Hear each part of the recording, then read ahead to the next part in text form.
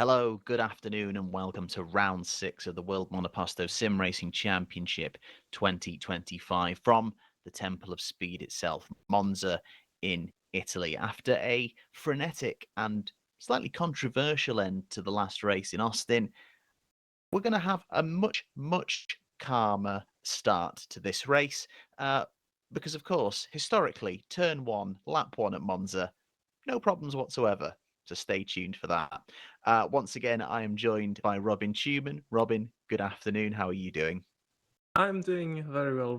Much looking forward to this race after a bit of a longer break now. But yeah, Monza usually provides some great racing, and let's hope that today's no exception. We hope so. And there's a few big stories coming into the race to look at. But before that, let's have a little look at the standings going in. Pascal Polans is your championship leader. His lead was eaten into a little bit last time out, with Philip Pushka being the race winner, but he hangs on ahead of Lucas Murno. Ruven Meshida in fourth. Should have won last time out, but there was a mistake that changed it all, and there's some more news on him coming as well too. Axel Flam in fifth and Peckley in sixth, rounding off the three constructors currently dominating things at the top, and then it's the HRT boys following just behind, and United Racing Club continuing their strong start to the season, rounding out the top 10. In the team standings, Vanguard lead by just 2 points from SCMM. It's been really push and shove between those top three of Vanguard, SCMM, and Scuderia Cesario, and we're looking at a constantly changing battle and ebb and flow between them in terms of what engines they're picking, what upgrades they bring, and what sort of track it is. So again, more ebb and flow expected. At the minute, Holland Racing Team is leading the best of the rest, but United Racing Club are still taking the fight to them. And then from sixth down, it is still anyone's game. Still plenty of time for those teams without points to get on the board as well. Now, in terms of the weather this afternoon, not expecting anything too controversial. Temperatures are quite high, just under 30 degrees, but we are expecting no rain whatsoever. So at least that particular hurdle isn't in play for this afternoon. So I believe the race control and the grid have just been testing the formation lap just to see if they will have one today. We know it's been temperamental in the past. And then once that's complete, we will jump into qualifying. Robin, coming into this afternoon, we've obviously seen things change a lot between those top three teams.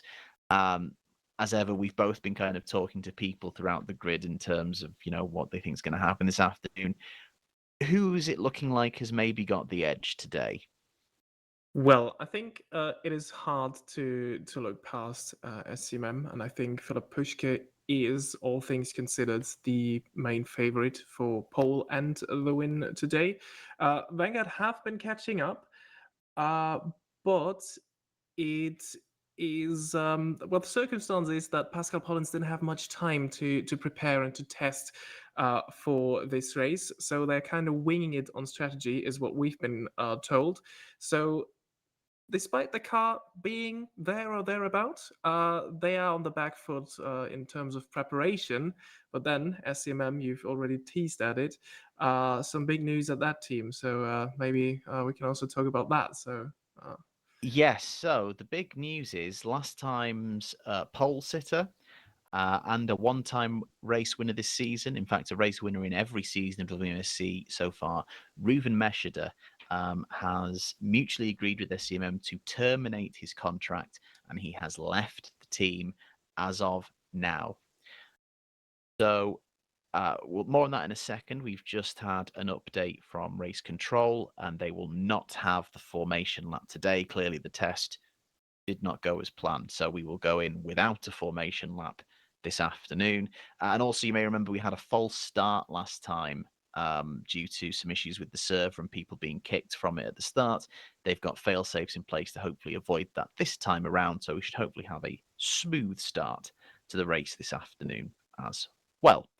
Um, the the timing screen is just jumping, so they will be moving into qualifying in just a moment. So yes, Ruben Meshida has left SCMM by mutual consent. Rumors about not being particularly satisfied with the car and being a little bit unsettled, which is a shame to see.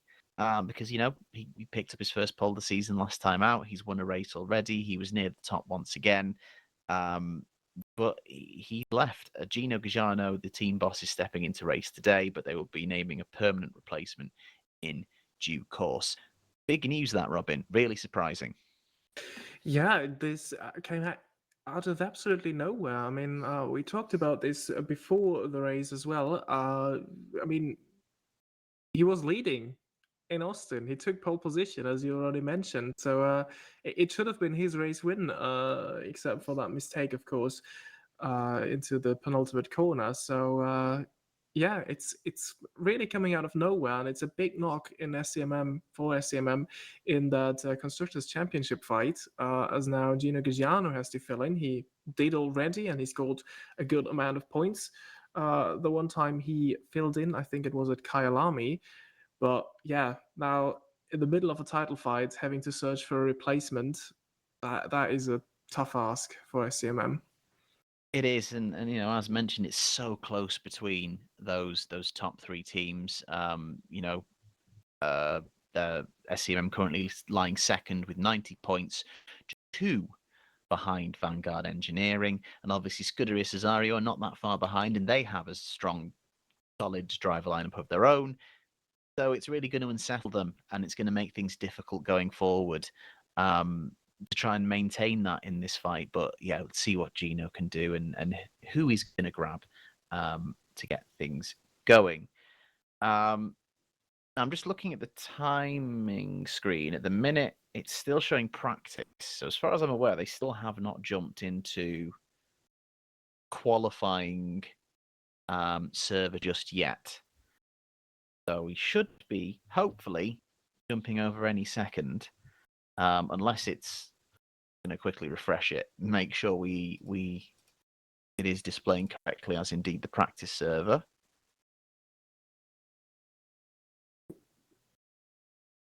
Oh, and we've just had an update from race control. And I think it's an update to do with the rejoining procedure.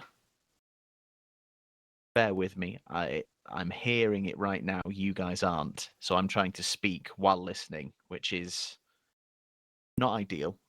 But bear with this 1 second. So there's an issue with the rejoin when there's a formation lap, but there is no formation lap. So hopefully should not be an issue today. Qualifying starting in 2 minutes time. So there's the update from there. And I can see people jumping back into the server now. So yeah, we should be going out on track in just a moment. Yeah, so as mentioned, it seems like SCMM have the edge. Kevin Peters mentioned for him, though, Vanguard are close.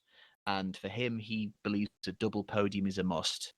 And that's what he wants. And, Kevin is very driven as a team boss. He was as a driver and is as a team boss. I've had him as a race engineer. He's just saying he always wants to do whatever he can for success and to win. So yeah, he's got his eyes set on a double podium. As you mentioned, Bo Robin, obviously, Pascal Poland's not had much time to prepare, but the championship leader is very good with setup. So hopefully they'll have had some time to work things out. But Axel, his pace has apparently been very promising and has been going toe to toe with Pushka. So there could be a very interesting fight between them today. Yeah, absolutely. And I think the pressure is kind of on Pushka because Vanguard have caught up in terms of pace. And this may be one of the last chances that he has where he really has an advantage. So he will need to take it and he will be sure that he needs to take it. He is trailing in the championship at the moment.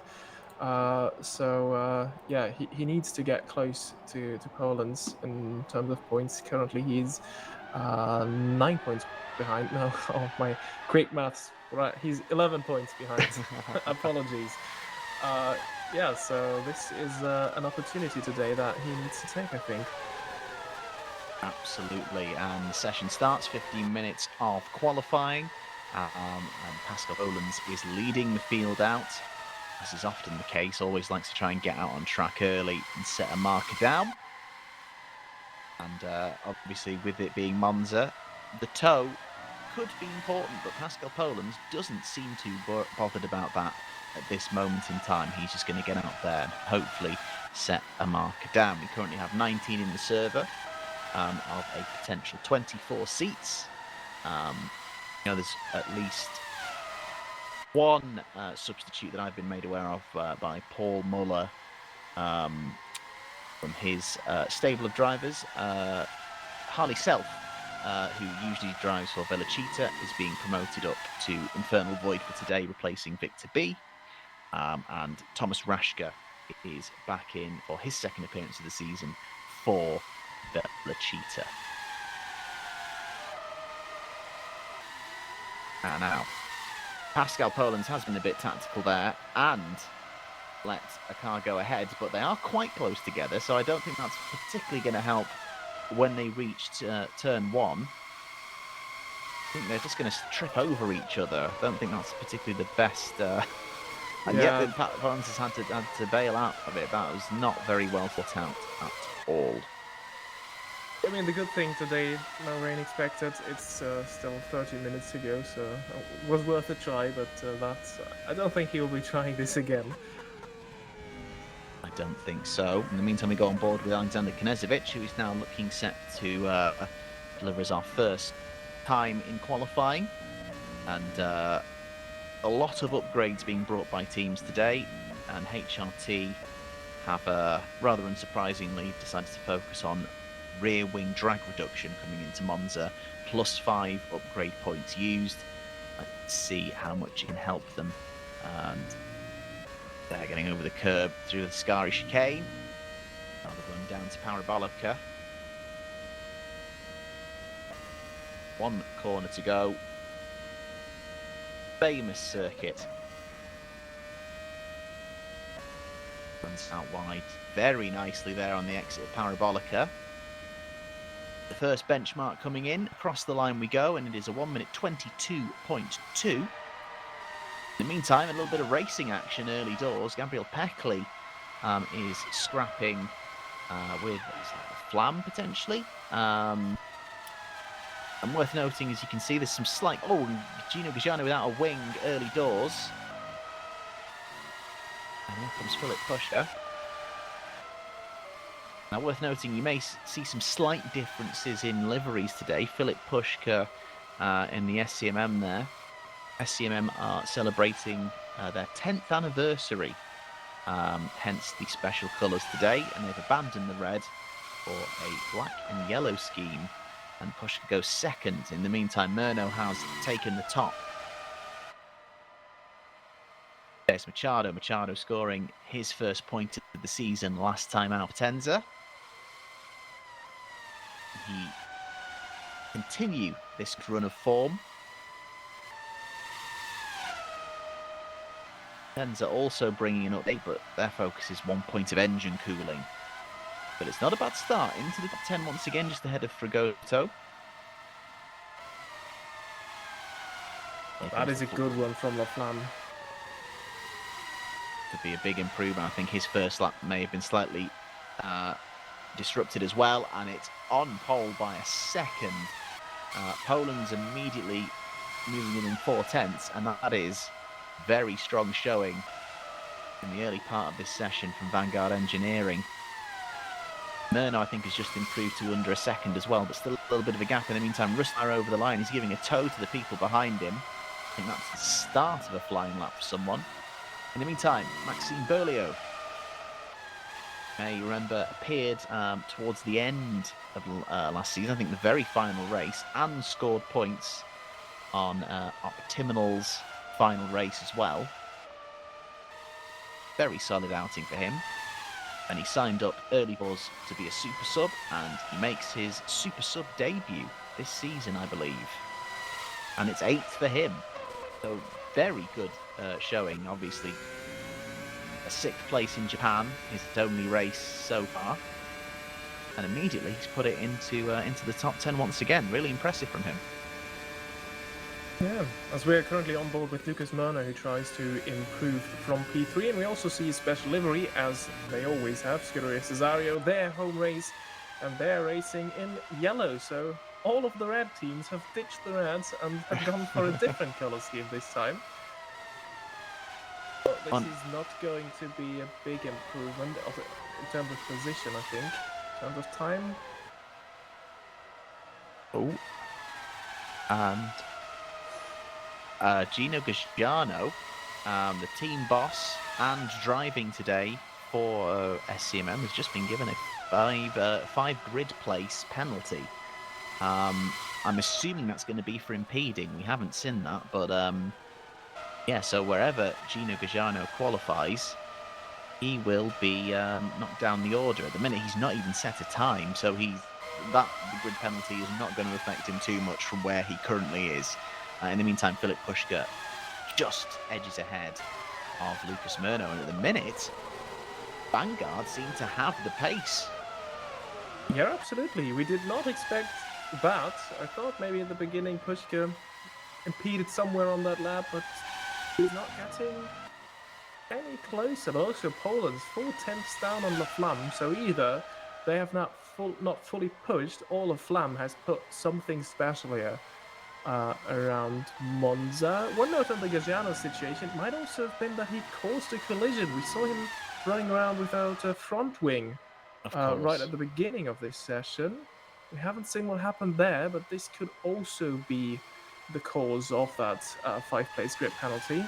As we see Knezovic, who's currently a strong 5th, ahead of Peckley, at just a couple of tenths behind Murno, and he's improving, Knezovic. It's a better lap, but a thousand behind Murno. Splitting the Cesarios, but this is a real improvement. It was a potential talk that HRT had bridged the gap up to Cesario, and Knezovic is somewhat doing that. Can Peckley improve? He's gone purple in the first sector, but hasn't had a good middle sector, but he out-qualifies Lucas Murno temporarily. Now, I don't think he's managed to do that in any of the sessions so far this season, so on song with his teammate for potentially the first time. Still time for that to change, but that's a solid lap from Gabriel Peckley. Yeah, absolutely. But look at the gaps there between Knezovic in 6th and Weller in 7th. There is over a second between 6th and 7th. So that is quite impressive. But for the moment, it really looks like HLT have bridged that gap, as now Gino Gagiano moves up to 4th as he puts a lap together. Oh, and we have a slow car on the track, and it's Lucas Murno. Now, there's no visible damage anyway. Is that Roja? I think it's the exit, yeah. Exit of Roja. He's clearly carried a little bit too much speed in there and ended up in the wall. So you'll have to go and get that repaired. Meantime, we join Dominic Rustermeyer. 12th. He's got a little bit of traffic. Oh, and there is a car without a wing just ahead of him, a rear wing. And that's his teammate Aaron Curtis. I wonder if that was two unrelated issues. Or if there was a moment where those two came together. Yeah, so an unusual amount of damage for a qualifying session. Drivers are being warned about a slow car, which is Aaron Curtis in Sector 3, as Dominic Rustermeyer is looking for an improvement, and I think he will get it up to P11. Now about United Racing Club, they go in without any big expectations for this race. They have been regular point scorers, but Kevin Peters, team boss of Vanguard and United Racing Club, have told us before this race that they are not going into this race expecting much. And this is what's happened. Curtis is slow to try and get out the way and just stuck to the inside of the track. And unfortunately, there's a Bravo Snow Shatton there that has just not got the memo and gone right into the back of them. Paulo Villani without the front wing now. That's another separate issue there. What is going on today? You don't see usually this much mayhem in a Monza qualifying session. As Machado tucks in behind his sub teammate. The few absences today, Potenza Esports might eye some more points up this afternoon. So obviously we're missing Misha Smith from the HRT, who is quite a point scorer. Or with Philip Pushka. Very good, moving out of the way there. Very compliant traffic, he'll be happy to see. An improvement, personal best in the first sector, still down by 0.2, down by 1/10. But again, another improvement. This is going to be touch and go for maybe leapfrogging Poland's. Again, the traffic's fallen well for him as he approaches Parabolica. He's clear to the end now. Sticks it to the inside. Very good grip through Parabolica. Charges towards the line. Is it going to be enough for second? It isn't. But he shuts the gap significantly to Poland's. 0.02 of a second between them. Knezovic looking to improve. And it's 1,000 to get up to 6, and he backs out, despite this being a personal best in both sectors.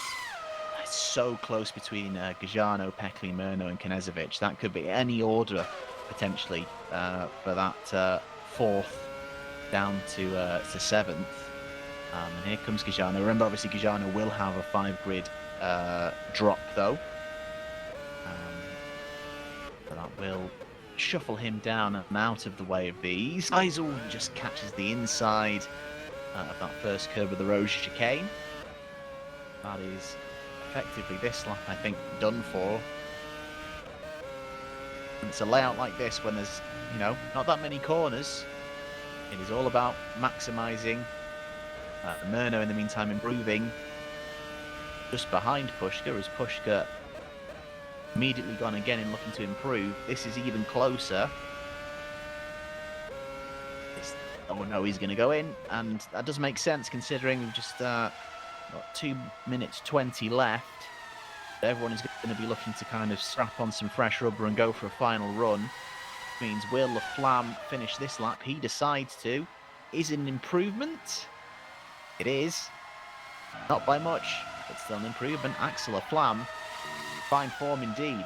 Poland's in the meantime going to get a nice toe down the back straight. Well, he was. He considered even following the Bravo Slow Shatton for a second to maximise that, but through Parabolica he goes. Is he going to stick this out? He is. Across the line. An improvement. And it's a big improvement in that final sector, to the point where it's only 0.05 of a second between the two vanguards.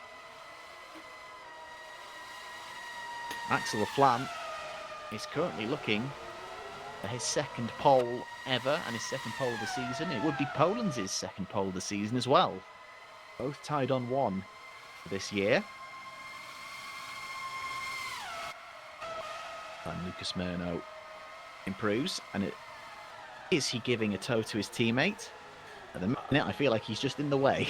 Yeah, I think he was on the main straight, but then I thought he would dive out of the way to allow Peckley a quick lap, but I think they're both on the last lap now. They won't start another one, so... and there was a bit of dirt being kicked up by Gabriel Peckley, hugging the inside of Curva Grande, and now Knezovic is on what will be his penultimate lap. And this is looking like a good improvement at the moment. He could even get close to Pushka.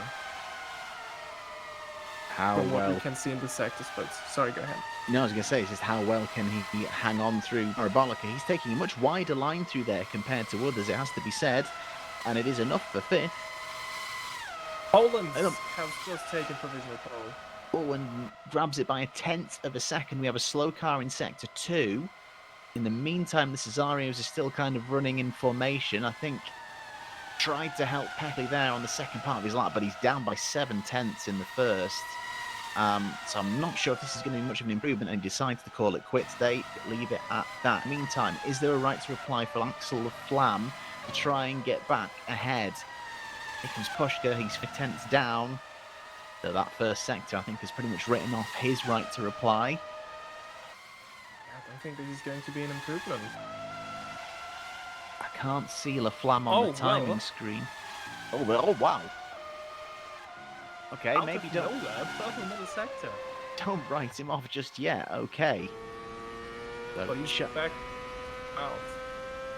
Hasn't he? It looked like he was going slow in the middle of the straight. We'll see now if he decides to finish the lap. Yes, he has backed out with the way he's coming through Parabolica. I don't think Flam is out there. But Pascal Polens nicks it at the death, and he will be the one to pick up his second pole position of the season. Have a look at the provisional grid. So Pascal Polens nicking it from teammate Axel Flam. A Vanguard lockout, very ominous indeed. They are just under half a second clear from Lucas Murno.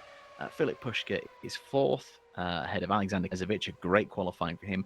Gino Gajano qualifies sixth, but he has a 5-place grid drop, so that will shuffle up Gabriel Peckley, Denny Vella, Maximilian Jaeger in the top 10 for Better Julia, and Paolo Wallami. What a qualifying for him for Magnum Motorsports. So he will go up to 9th, and considering before today his previous qualifying was 14th, that's a great result for him. Oh, yes. And then Maxime Beaulieu will also sneak into the top 10 as a result of Gajano's penalty. Machado 12th. The two United Racing Club cars together in 13th and 14th. Then it's Harley Self, Fragoto, Palauro, and Fernando in a nice little sandwich of Infernal Voids and Bravo Shattens. Thomas Rashka bringing up the rear in the lone Velocita Virtuale car. So we will have a short break, and then we will return for the race from Monza in just a few minutes. Hopefully you'll join us.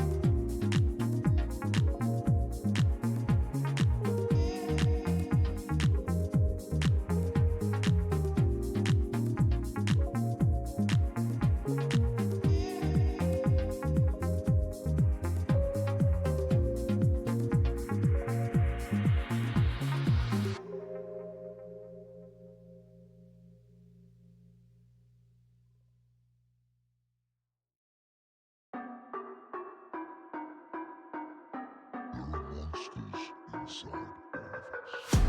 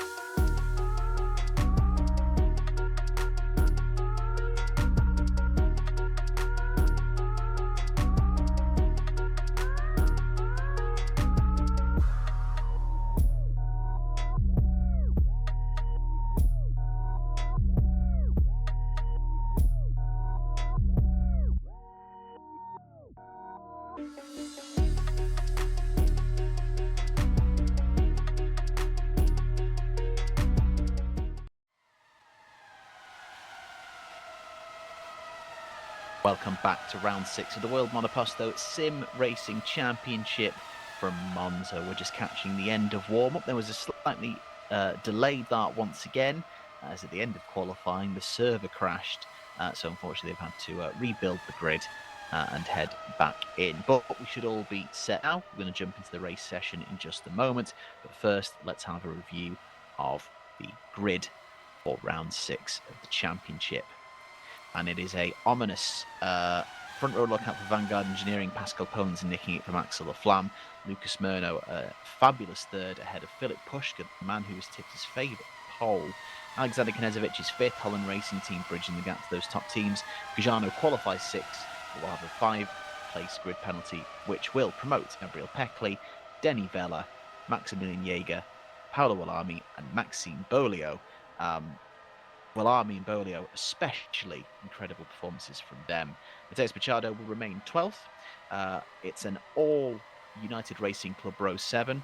Harley Self is 15th ahead of Gustavo Fragoso in the first of 2 consecutive Infernal Void Bravo Snow Shatin rows, I should say, with Palaro and Fernando just behind. And Thomas Rashka subbing in the second time this season, rounds off the grid in the Velocita Virtuale.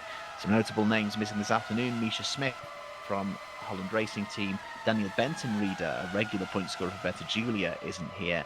Gabriel Jubert, the newcomer for Lucky Hamish Racing, also not here this afternoon, which means with those guys missing, there is a good opportunity for some teams lower down to potentially pick up some points. And obviously, Wallami's in the points.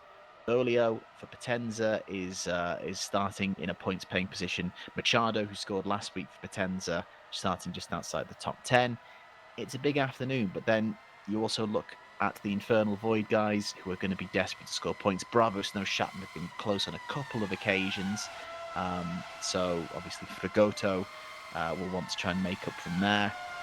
It could be an interesting afternoon for that. For the kind of second half of the top 10 in terms of who picks up points this afternoon. Yeah, absolutely, and this is a big chance, as you mentioned. I think thinking of the likes of Paolo Wallami starting from P9, and of course the 2 Potenza esports. So this could really be an opportunity for them to get on the board and get an advantage over the other teams at the lower end of the grid. I see we are now 20 cars. Happy to see that Jendrik Beerhoff has joined after all. He will presumably start last or even from the pit lane, seeing as he did not compete in qualifying. That is nice to see. Beerhoff making his 3rd appearance of the season, hopefully for Velocita. And the session jumps now. Remember, no formation lap today, as it was tested ahead of the start of qualifying, and it was an unsuccessful test. Although we have just now seen it go back down to 19, and it's not Beerhoff that's just disappeared. Someone else. Oh, this is not good news. Someone from the middle of the order.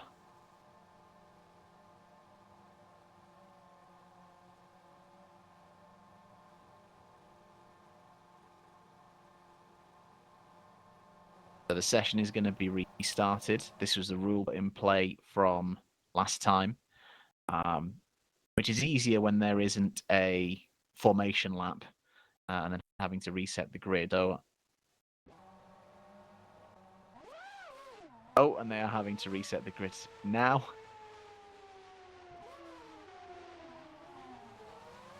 So it's just been clarified by race control that there will be no additional restart if there are disconnects. Now is unfortunately tough luck. So they're just rebuilding the grid again. We're having a little bit of bad luck getting these races started at the moment. Yeah. Again, it's another delay, unfortunately. We are very sorry about that. But yeah, it is what it is now, and we have to live with that. Bear with us for a couple of extra minutes before we start this race, which hopefully should be a really good one still. We can talk about some information we have from Kevin Peters' team boss of Vanguard Engineering. They have locked up the front row, but they still expect Pushka to be very strong on race pace, especially with a heavy car with a full tank of fuel. The advantage will swing towards Vanguard later that race again, when the cars will be lighter, so watch out for that.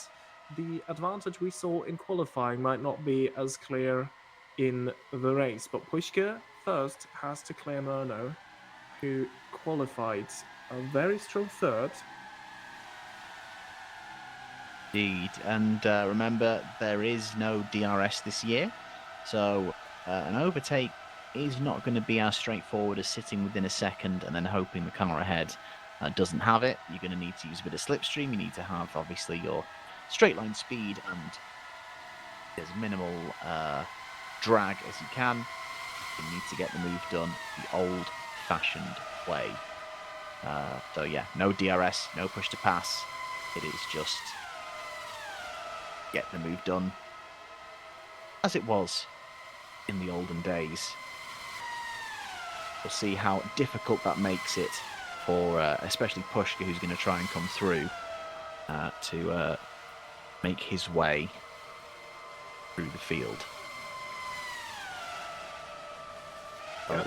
Another interesting driver to watch will be Gino Giugiano with that 5-place grid penalty. So he will try and move his way up from P11 on the grid.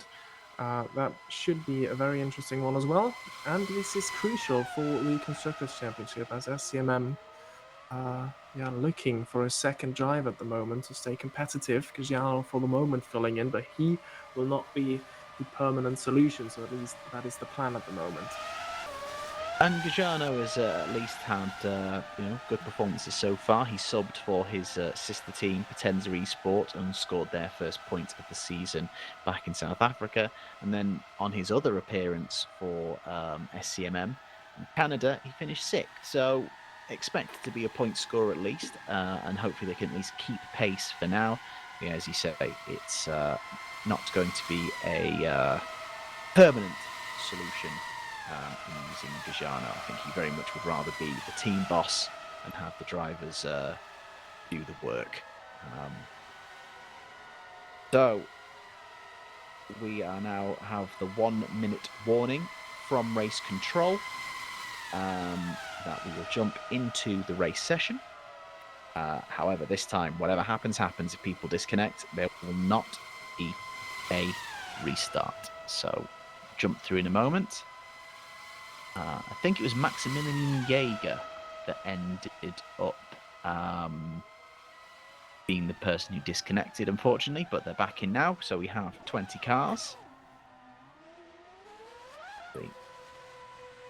The drivers taking this opportunity to get a few practice laps in, a practice start going on just down at the bottom as well.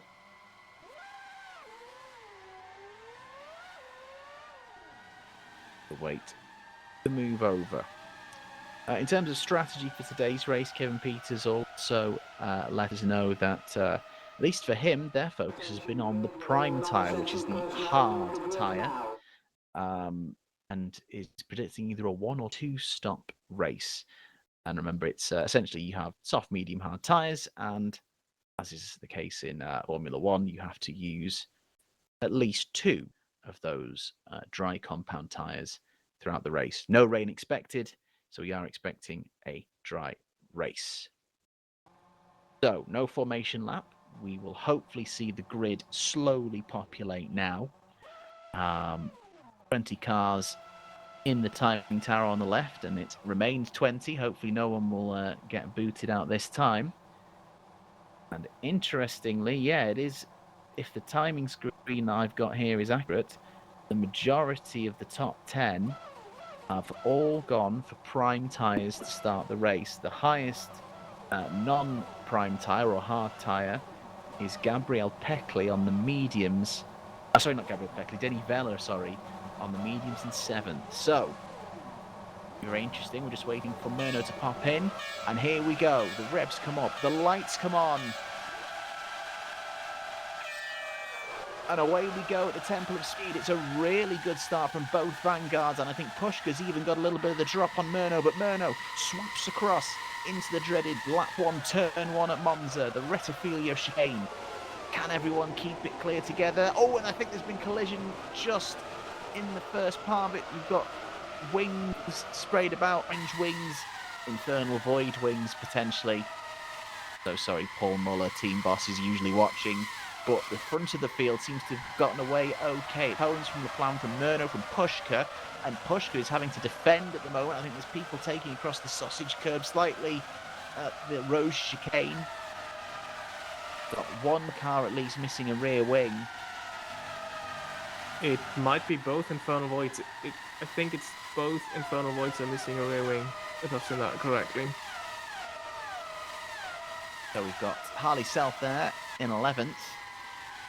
Needs to be very careful on entrance to the Ascari chicane now with that lack of downforce. Oh, and another one! The collision there between one of the United Racing Club cars. I think was it Machado? Oh, and Machado's off.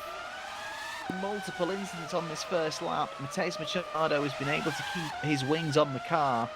Aaron Curtis is the victim, unfortunately. But in the meantime, back to the front, it's Poland's. LaFlamme has not got the best exit out, and he's having to defend immediately. And there's a very close train now. LaFlamme, Murno, Pushka. Murno has a look. They all hold station for now. Knezovic is there. It's 3 wide behind them between Peckley, Gajano and Weller. And it's a breathless opening couple of laps. Those cars jumping into the pits. In the meantime, Gajano is trying to jostle with Peckley. Peckley's done a good job getting up to 6th. It's Vela from Bolio on his debut for Potenza. And they go side by side into the road chicane. Oh, and they touch, and Peckley's round.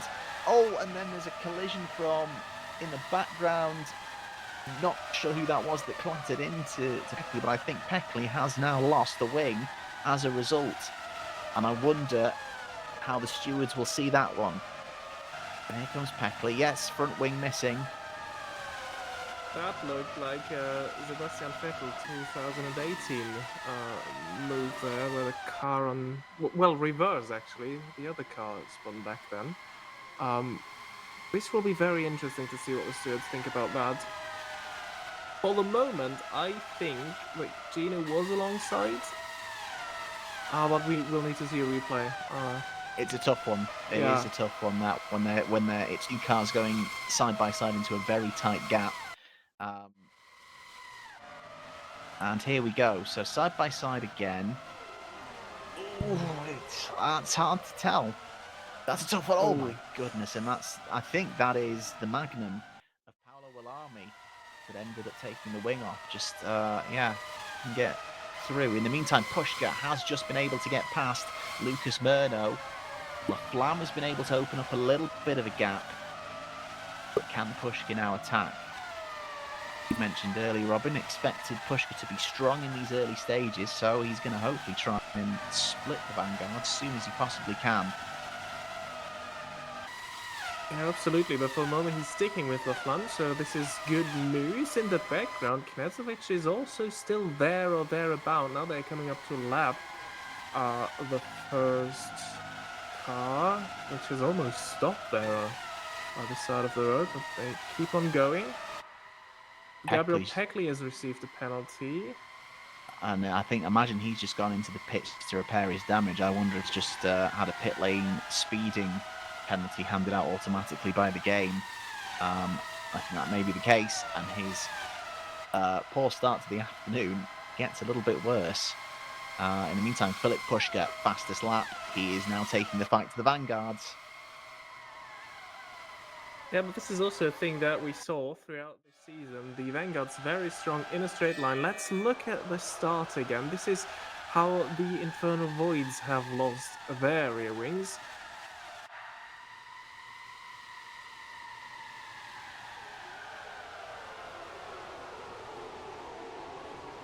And it's just everyone has concertinaed up there. Yeah. And incredibly, both the Infernal Voids are the ones that lose their wings.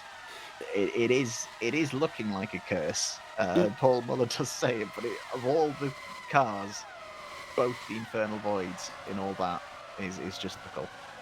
Yeah, and it's massive bad luck again because that didn't look like the heaviest of contact. It was only a small touch in the rear, and that was enough to take both rear wings off. So we've seen much heavier impact where the wings stayed on, but this one, it can't.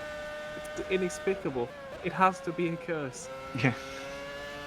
Now, while that replay was being shown, Race Troll updated that João Fernando will get a drive-through and a +second time penalty for causing a collision, and I can't remember who the second was. It was for causing a collision with Gino Gagliano, who will also get a drive-through penalty, and I can't remember the driver that got it now. My head has just fallen off.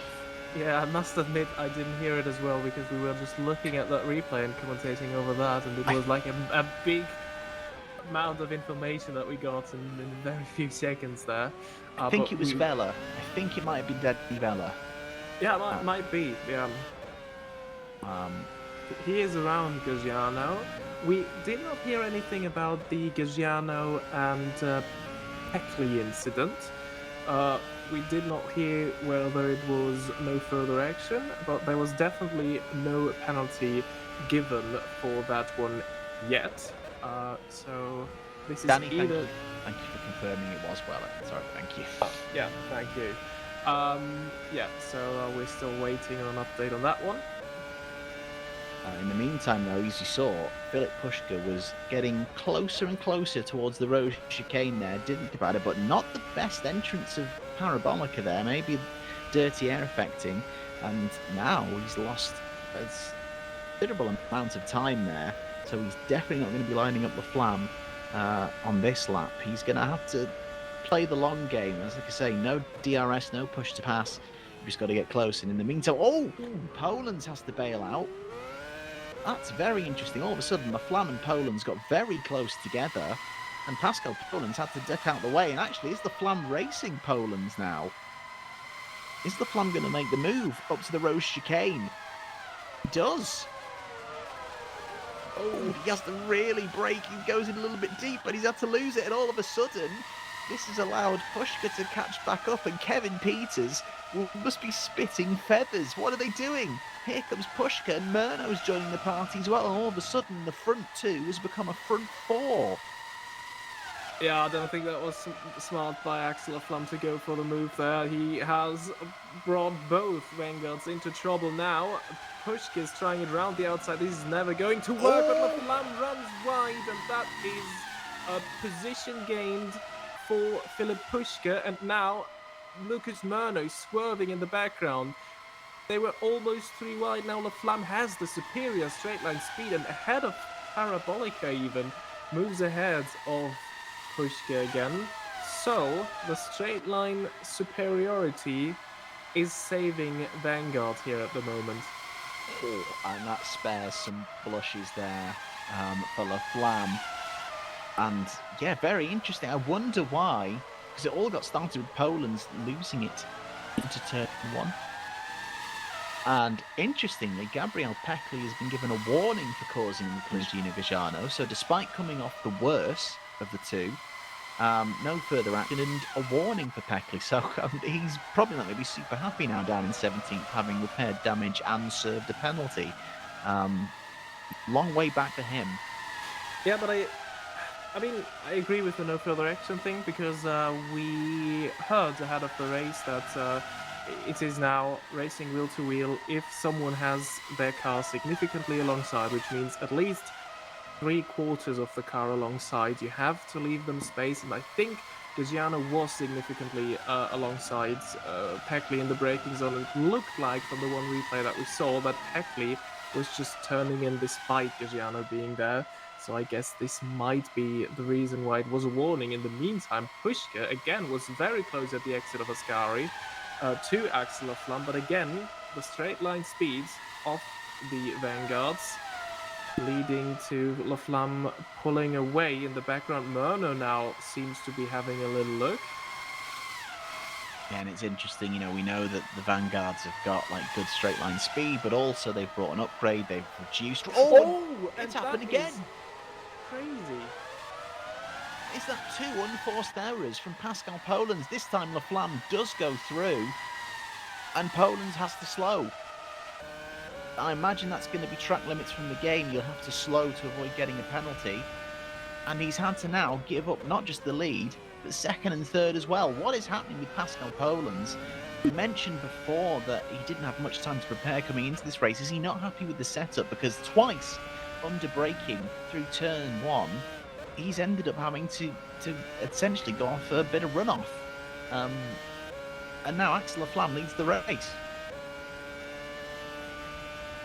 Yeah, absolutely. Just got confirmation from Kevin Peters, so Pascal slowed down to avoid a penalty from the game because it was detected as a corner cut, and yeah, so this is why he had to let all of them through. But yeah, it has to be something that he's not happy with in the car, because I mean, if there is a track where it's okay to not practice as much. It is Monza. I think everybody here in the field has done many laps in Monza, and you just not simply miss your braking point 2 times in just 3 laps. If you're a Look. driver like Pascal Polens, look how Oh, close he side by got. side. Oh my goodness! And in the first chance taken side by side, Mano and snatches oh it. my goodness, Murno leads. What has just happened in those 2 laps? Philip Pushka puts the move on Laflamme. They lock wheels. Laflamme loses it. Murno capitalises, but Pushka's going to come straight back through, and Philip Pushka now leads. What an incredible couple of laps. Pushka may be in trouble because I just talked about it. The new order from race control is that you have to leave the space to a car that is alongside. And Laflamme will be complaining that at the exit of the Rettifilio chicane, he was pushed off.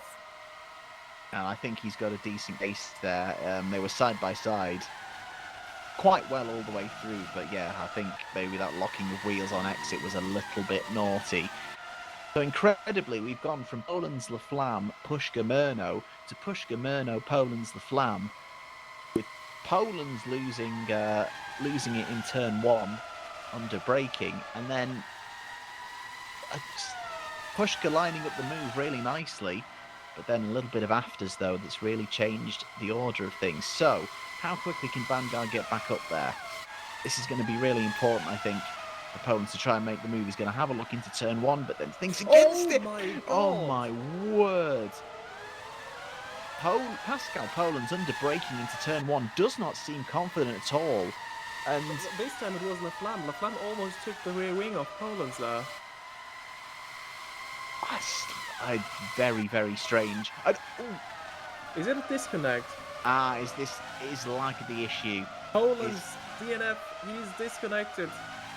That's unbelievable. Pascal Polens, the championship leader, has disconnected, and all of a sudden, it is a 3-way fight at the top, with one driver from each of the top 3 teams. It's Pushka from Murno from Laflamme.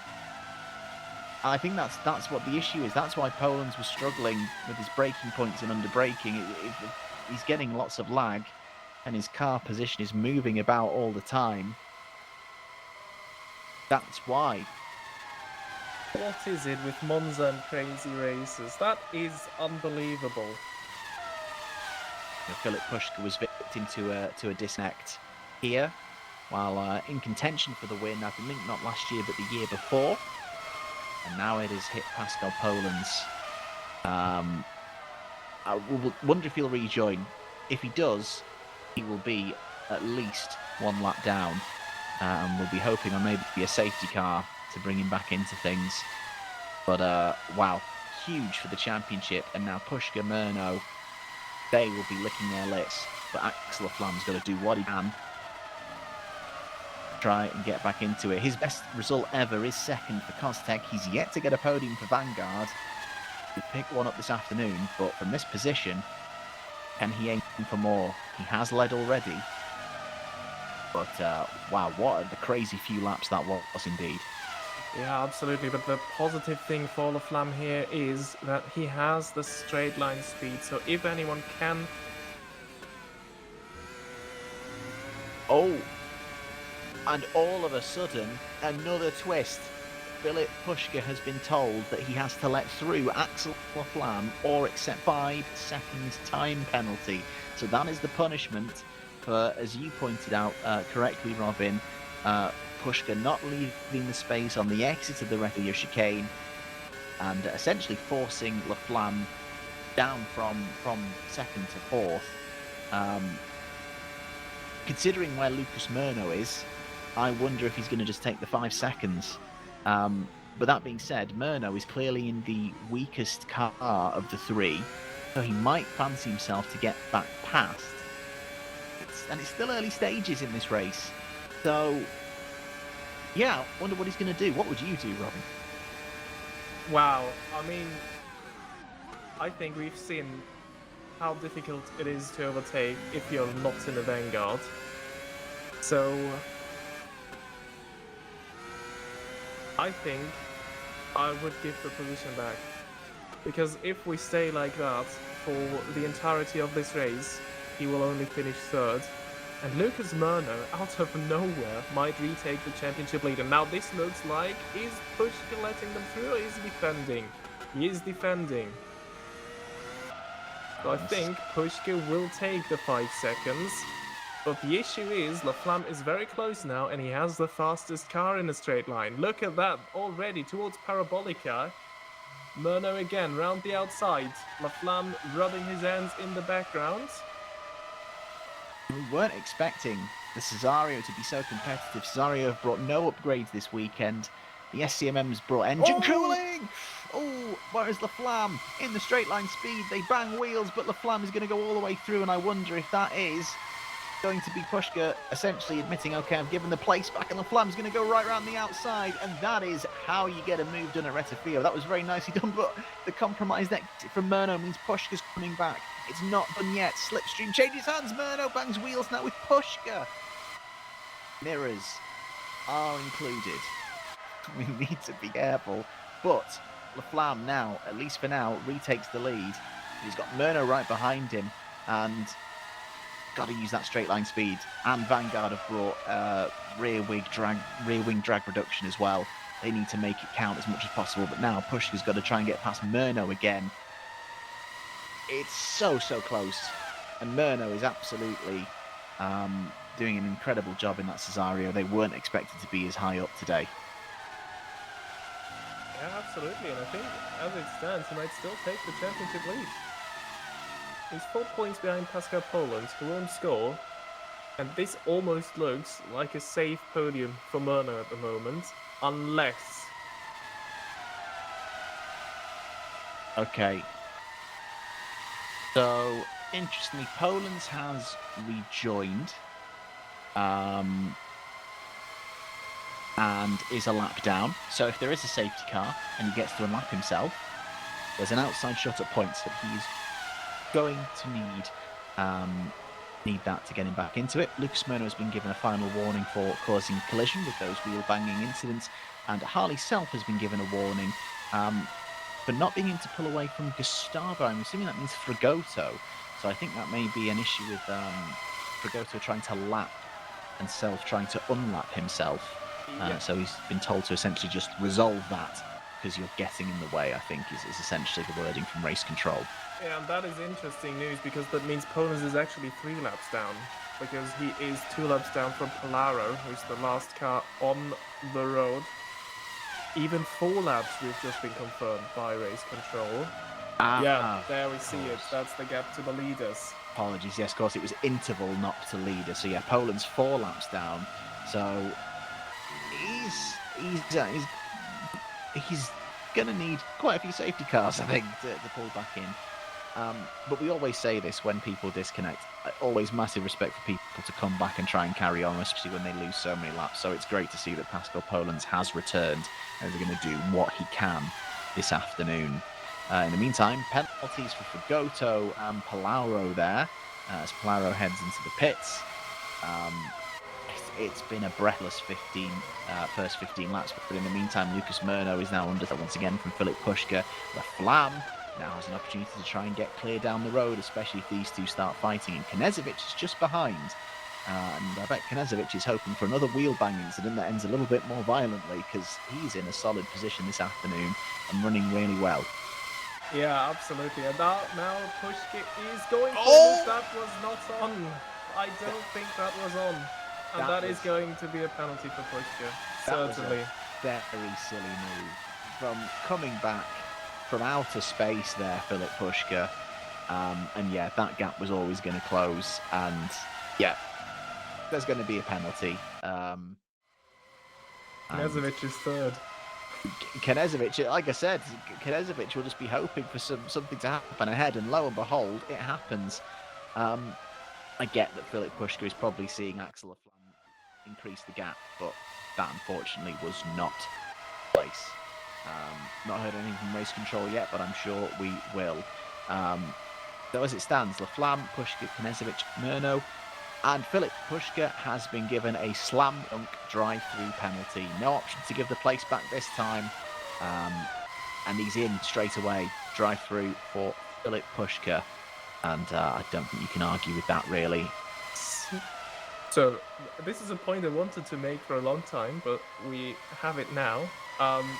This is an incredible afternoon for many drivers, because we have Poland's out of contention. We have a couple of regular point scorers out today anyway.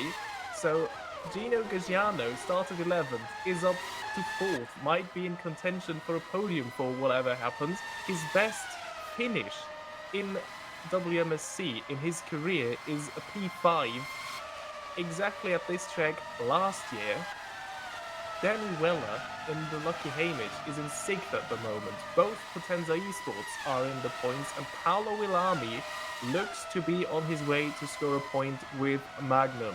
It's still early days in this race, but this is an incredible afternoon for the underdogs. It is indeed. Quite remarkable indeed. And obviously Maxime Beaulieu as well, running in 7th. It's only his second WMSC race. It's his first race for Potenza. He scored points on his other one race for Optimal Esports on their swan song in the sport. Beaulieu has been very impressive in his limited WMSC running. Now, in the meantime, we do have some blue flags going on. The Velocitas heading out the way as Murno looks to recover from that collision, chasing down Knezovic. And Knezovic will be looking to get HRT's first podium of the year. Their best result so far has been... Oh, and here comes Murno, immediately looking to try and get the move. How hard does Knezovic fight? No, he stays sensible and tucks in behind. His best result of the season so far is 5th in South Africa. Best result overall, Misha Smith, 4th in South Africa. At the minute, Knezovic is running 3rd, so could be a first podium if he can stay, but you've got Gagiano just behind, and Pushka is very much going to be charging back through to at least try and do some damage limitation and get on the podium. Yeah, that'd be Kezovic's first podium in WMSC history. 4th is his best finish, Bahrain 2024. Back then it was with Scuderia Cesario. Yes, Knezovic, I spoke with him over summer, and he enjoyed driving the Cesario, but then there were points where he just didn't understand why he couldn't get as much out of it as teammate Lucas Murno, and he got very frustrated with it at the end of the year. Still a regular point scorer and still had a very solid season, but he just couldn't quite extract as much as Murno. Now obviously he's come to HRT, a very different situation where obviously HRT have been the dominant force for the first 2 seasons with a set driver lineup. Both of those drivers end up leaving, and it's him and Misha Smith. And, fair play to Alexander Knezovic. He missed round 1, but has scored points in every round since, and has consistently qualified inside the top 10. So hopefully this is a step in the right direction. It could be podium number 1 for just HRT this season, but as you say, for Knezovic in WMSC. So it's really good to see, but still a long way to go. We're only 18 laps in, and there's so much going on. In the meantime, we can see Jendrik Beerhoff. I think he's going to have to move out of the way of this. Is Pushka trying to recover? Oh no, that's Pushka. Oh, so that's the other. That's Peckley coming through. Oh no, Gajano. Sorry, dear me. The change from red to yellow would confuse me. Oh, Isabella Cheetah in the wall. I think Beerhoff is. And he's just been warned for blue flags from race control as well as an insult to injury. Well, he can't get more out of the way than he just did. I mean, oh, he definitely made sure. Okay. So, yes, apologies. The change to yellow from red threw me for a second there. I think we can see Peckley in the background just now. Moving out on the lucky Hamish. Oh, well, we've seen one of those moves already. That was a little bit of a dive. So that's not for position. That's Denny Vella in sixth. Peckley is trying to unlap himself. yeah, and you can't do that. You can't unlap yourself and not be absolutely sure that you make it past that. Oh! And see, this is the problem. Gabriel Peckley is a regular point scorer. He's quick. The problem is he's not around people now that are obliged to move out of his way. Oh, and he's going to try and make light work through the second lesbo, but that is, oh my goodness. He manages to gain a position on Beerhoff, but that was very much elbows out, and well done to both of them for there not being a collision with that one. Peckley's having to move on the slipstream. Oh, and I think Beerhoff just maybe let out a little bit of his frustration at that move across. Yeah. Can't do that. Even if Max Verstappen does it, you can't do it, son. So I think maybe not. But Peckley comes back through and does take 15th. In the meantime, here is Filip Pushka just behind teammate Gino Gajano.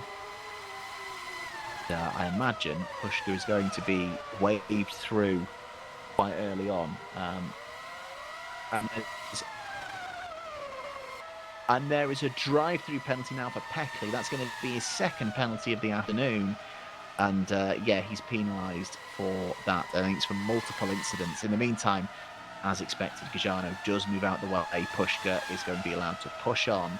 He's got 11 seconds to Alexander Knezovic up the road. Wow, yeah, so a lot of action. I'll be interested to see if anything happens about that swerve from Beerhoff, which I also don't think is okay. I assume Peckley got one, of course, for the collision with Weller when he tried to unlap himself and was not really alongside to do that. And then it might have also been for pushing Beerhoff kind of off the track at the second Lesmo. Yeah, I think it's the combination of those two that they've just given the drive-through for. Yeah, I get Peckley's frustrated because he was running in the points, and that initial incident, he may feel he wasn't at fault for. And then obviously he lost his wing, which unfortunately was really no fault of his own. Then the drive-through for, we believe, pit lane speeding. It's been a rough afternoon, so he's going to be very frustrated, and it's not going to have gotten much better after that. Yeah, absolutely. And as we were looking at the SCMMs, I felt that this livery reminded me of something. And actually, this looks like a 90s Minardi livery, so I don't know if that was the intention to go for that look, but Oh, yes. Great job, guys. Really well done, SCMM. That's true. Very good. So, as it stands, Filip Pushka already now within 10 seconds of Knezovic. In terms of pit stops, the top 5 are all on hard tyres, and no one has stopped yet. Then Denny Vella is on the mediums in 6th, also not stopped. Bolio in 7th on hards. Walami is on the mediums in 8th. Rustermeyer and Machado on hards, and they haven't stopped. In the meantime, Maximilian Jaeger is running 11th and has stopped, and is the highest running driver to do so. Everyone else who stopped has done so due to damage. They're running further down the order. Peckley, Curtis, Self, and Palauro. So we will keep an eye on how it stops go, but as it stands, 22 laps in, and even the mediums are still running okay. And it is worth noting that Jaeger's one stop was at the beginning as well, so I think he got caught up with something. So he's not changed tyres off the hard as well. Incredible, only the top 10 are on the lead lap. Everyone else is a lap down.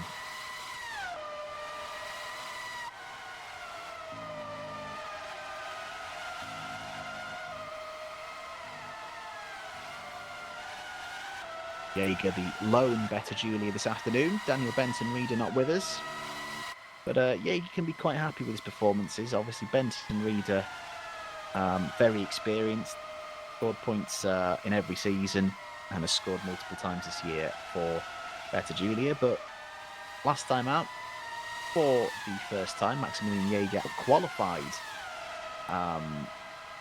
his teammate. Unfortunately, both of them DNF last time due to overheating engine issues. But then this afternoon, Jaeger, best qualifying result in WMSC so far of 8. And running 11th now, but obviously a lap down, so might need something to happen for him. But he is only 17 seconds away from Machado. So there might be some points on for him this afternoon, but he might need a little bit of help. He moves out of the way of, I believe that'll be Murno. Yes, it is Murno. But Laflamme, in the intervening time, has really taken off down the road. 7 seconds, Lucas Murno. And I was wondering, obviously, we were saying how well Murno's done to keep up with the SM and Vanguard, because at least this week anyway, they have the perceived weakest car out of the 3, and actually how much of it was down to him being able to stick in the slipstream, and now he's lost that. He's unfortunately dropping back. In the meantime, it's another penalty for Gabriel Peckley, because his afternoon has not been eventful enough. Yeah, but still, Cesario, on the topic of Murno, this was not a race where I think they expected anything to come from it. But as it stands, Murno will take the championship lead, and they have a lot of upgrades coming over the next races. So this could be a very crucial race in the championship for Murno and for Cesario. Even if he doesn't win today, this is, I think, much more than they will have hoped for ahead of this race. Absolutely. And in the meantime, I think we've just seen our first stop of the medium runners, which is Paolo Villami. He switches onto the tyres after 24 laps. So that'll be interesting bit of information going forward for how long they last. But in fairness, we're just up to the halfway point, so you can run almost half distance on the medium. So I wonder how long the guys on the hards are going to extend, and then they can hopefully just push a little bit harder on the mediums with a smaller stint, though it is very much turning into a one-stop afternoon. Yeah, absolutely, especially considering that the lighter the cars get, the lower the tire wear should be, so I think this is a very easy one-stop for everyone out there. The only question is, we just got a 5-second time penalty for Thomas Raschke via race control for causing a collision. I haven't seen that on screen, but yeah, another 5-second time penalty issued out there. As I was just saying, I think maybe now it's just about how long do these hards last. Can you get an advantage later in this race? Can you even make them last as long to go for the softest performance tire in your last stint?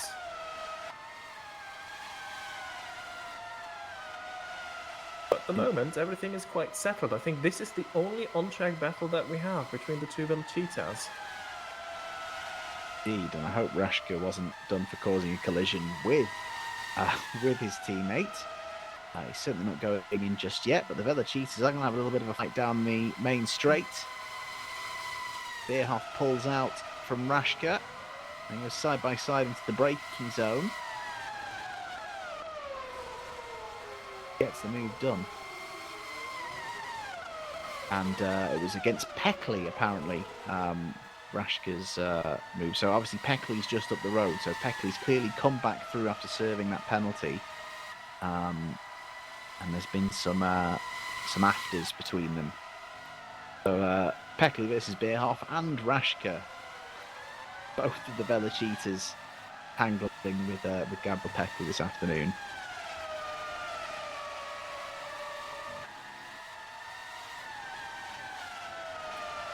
One interesting thing is that Knezovic is going the same pace as Lucas Murno. I think I've watched that gap like 10 laps ago, and it was around the same as it is right now. So Murno cannot afford any mistakes because Knezovic will be there to snatch P2 off of him. Maybe even strategy-wise, there is something in it for HRT to go even one further. And what's interesting, Pushka, once he got clear of Gajano, the gap dropped from 11 seconds to 9 seconds quite quickly.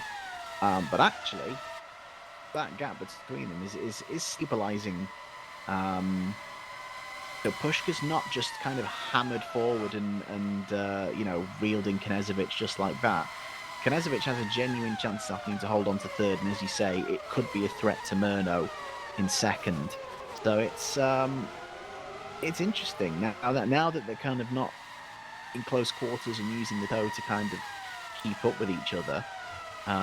Seeing what their relative pace is like, race pace, running alone, and actually it's not super dissimilar between all of them. As oh my goodness, Beerhoff goes deep and has to kind of bail out. Beerhoff and Rashka trading places. In the meantime, Curtis, who has been a regular point scorer multiple times this season, and recovering from a lap 1 incident, is trying to come back through, and it gets made easy for him by Rashka, who goes wide at the end of this exit, the second Lesmo. Now we go charging up. Blue flags are flashing for someone coming up behind them. Curtis is going to try and get this move done. Note that Eckley, who was 14th, has dropped back down to 17th, who served another penalty. And oh my goodness, that is blue flags, and that was Rashka almost not adhering to them. In the meantime, Curtis is through. And Rustemeyer, the blue flags are probably for Rustemeyer, in fact, who is in 8th and going to come through. I imagine Curtis is not going to make it too difficult for their teammate. Rustemeyer is allowed through cleanly by Beerhoff. And that should be all his trouble gone now. Curtis will just get out of the way very easily. In the meantime, we had our first of the top 10 in the pits. Danny Weller has just come out of the pits again, and he is now on the Prime, which is the hard tire. So he has served his pit stop. That's both of our medium runners who are in the top 10 have now served their stops, as well as them sorted to the end. I just noted that Peckley had stopped again for some reason after serving the penalty. That's his second pit stop. So he's back down to 17th now, I should say. Hopefully he doesn't need to visit the pits again this afternoon. I think he's done it enough.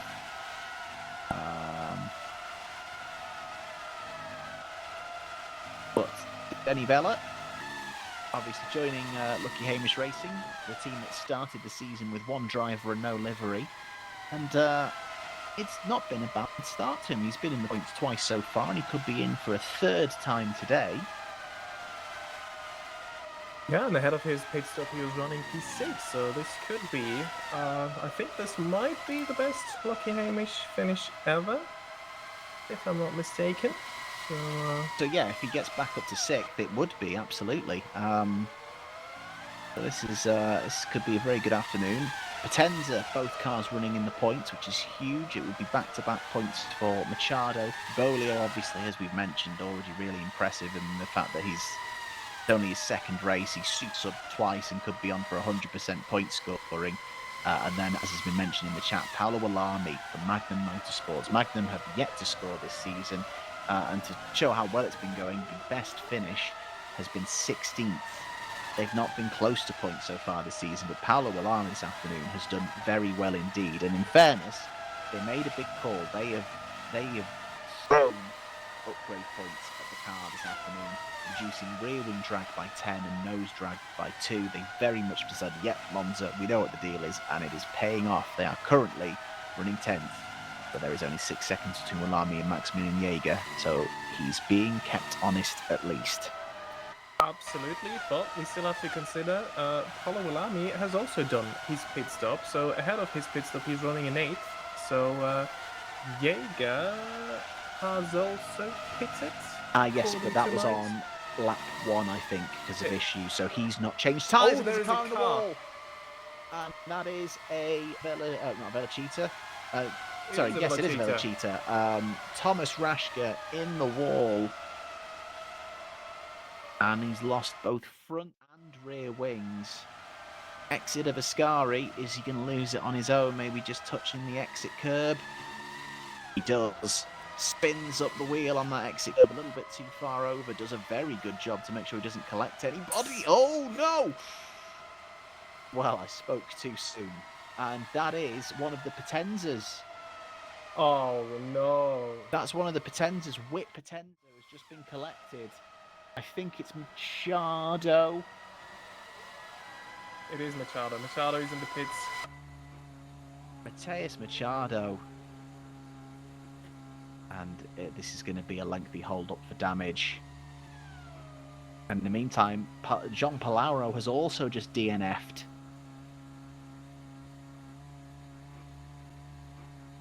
Ali Self has been issued a penalty by the game. We haven't heard anything from race control, so I assume this is for track limits. In the meantime, Filip Puška is now just 3.6 seconds away from Knežević. He's slowly but surely been chipping away. There he's got a back marker between them. I think that must be Peckley.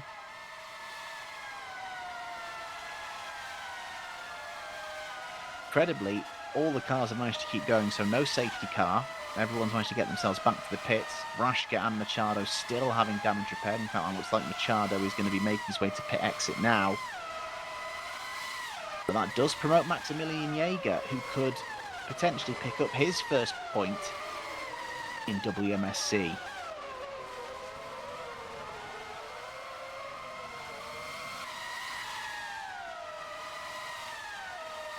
And Palauro connection loss. Thank you for the update, Paul. So, disconnect for Jean Palauro, DNFing. Afternoon. Meantime, Puška. And Raschke has been given a 10-second stop-go penalty for the unsafe rejoin, which I think is fine. I think at that point, obviously, he's rolled back into the middle of the track, which isn't his fault. But then the decision to kind of go back across, unfortunately, collecting Machado has been penalised for it.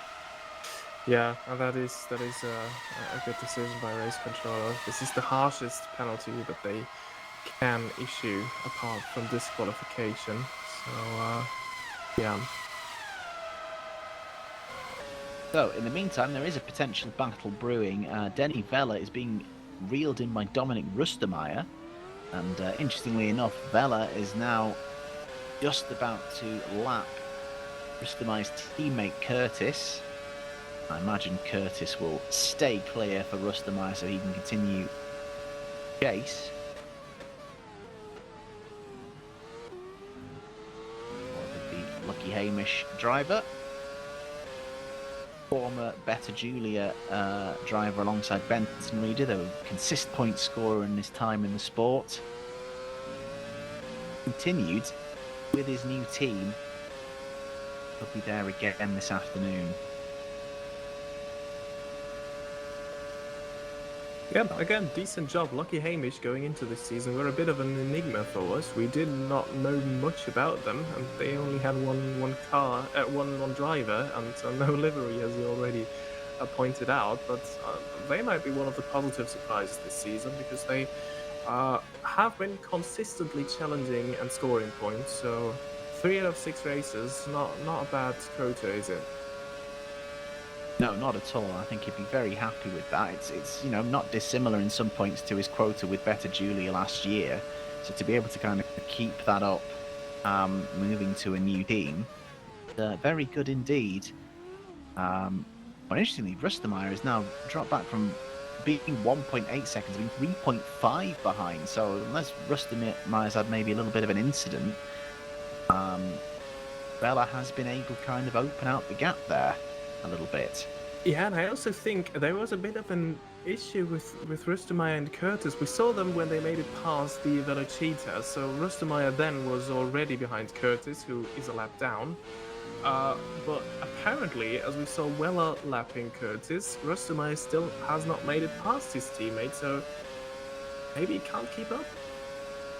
It's very interesting indeed.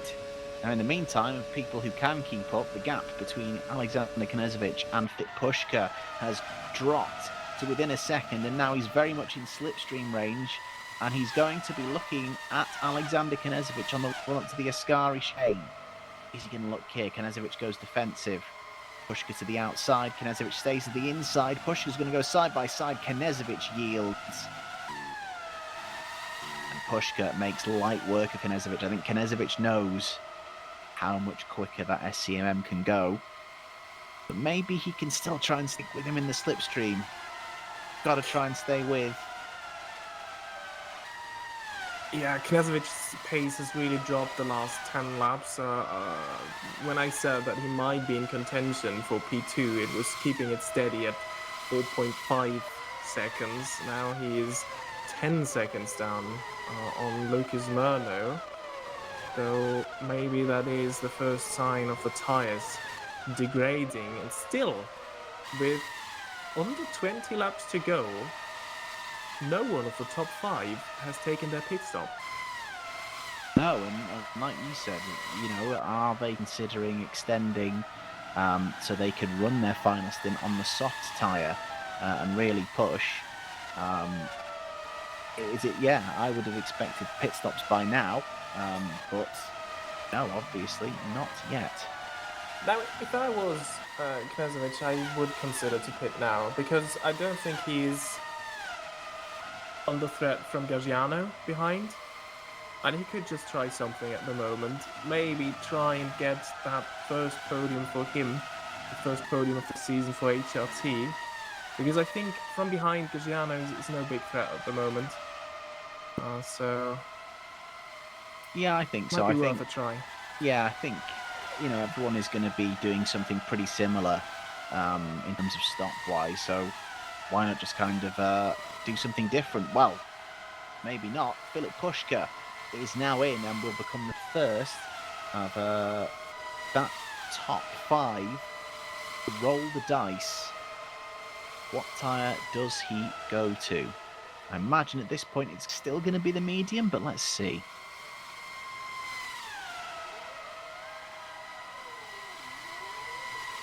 Could be red.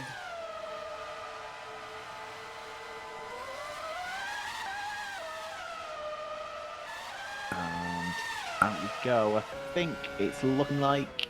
Oh, that still says that must require an update. He's surely not got back onto the hard tyres.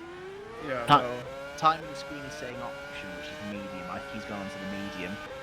In the meantime, past the Velocita into clear air.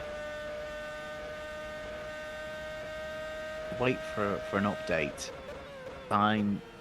He's surely not gone onto the same tyre. There we go. There we go. White turns yellow. That is Pushka's job done in the pits. And this will put a bit of pressure on Lucas Murno, who will need to react. And he does so.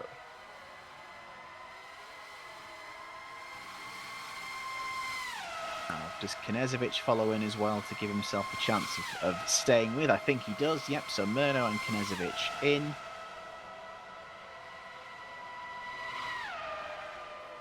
Jarno stay out as well as the interesting choice.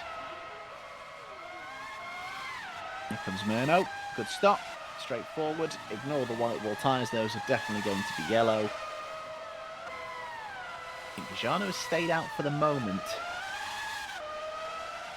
Knežević has done the same. Well, the same as Puška and Murno have. Lucas Murno, so does not lose second. So now it's on him to kind of push hard and see if he can put any pressure on Axel Laflamme. How quickly does he react?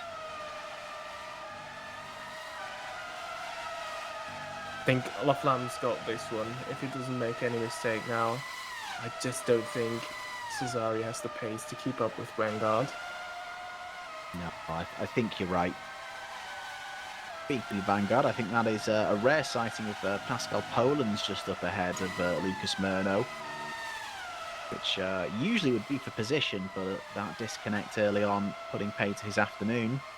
Oh, this is also now an uncomfortable situation to find yourself in if you're Lucas Murno, because Poland will be able to go quite quickly, and he will not like to get another lap down, but he will have if Murno comes too close. Might just settle for having the tow. Meantime, Filip Puška, that's the new fastest lap. And that is hugely quicker. The previous fastest lap was sitting in the 1 minute 20, low 1 minute 23s. Filip Puška with a 1 minute 21.9.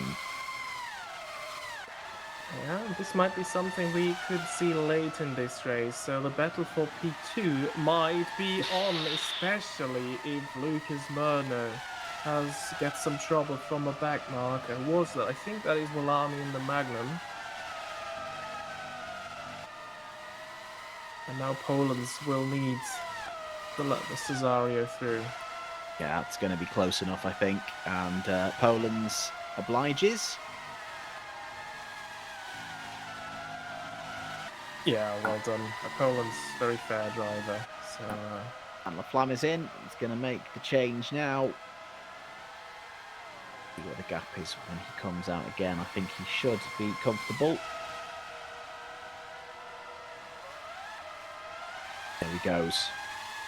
Onto the medium tyre. There is Lucas Murno in the background. by the way, do not be confused by the timing tower. It still says Lucas Murno on the hards. That has not updated yet. He is indeed on the medium. I can see on my screen here. Well, it still says hards, but in the live timing that we have access to, he is on the medium. Indeed. So gap does go down after those pit stops. Due to Murno having the fresher tyres, but Laflamme now can push on. 7 seconds between Laflamme and Murno, and then 8 seconds Puška and Murno. Jarno is holding on though. Jarno has yet to stop and is extending quite far beyond. And also Bolio, who is running 6th, has also yet to stop. So those are the only two now that need to make their pit stop. Actually, Pascal Poland's, I believe, also needs to make a stop as well. And maybe Maximilian Jäger, he stopped on the opening lap. He is on the hard tyre. He could try and make it to the end, but I don't know if that makes much sense, because Frigoto behind is just like, he's over 40 seconds behind, so essentially he has almost 2 free pit stops. So I don't know why he wouldn't just pit then.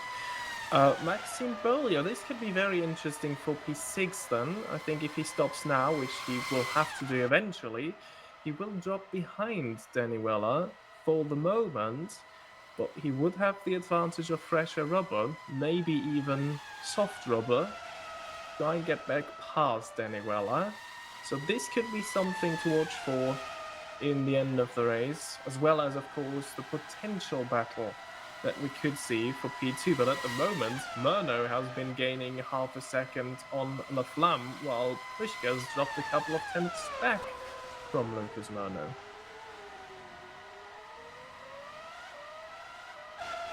Indeed.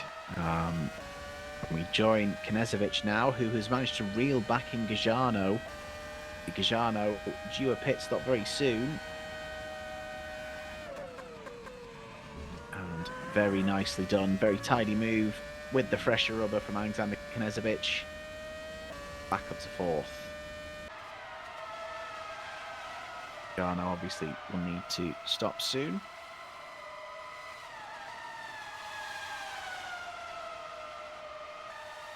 I don't know what Gaggiano is trying to do there by staying out that long. I mean, now he comes in, but I don't think there's any benefit.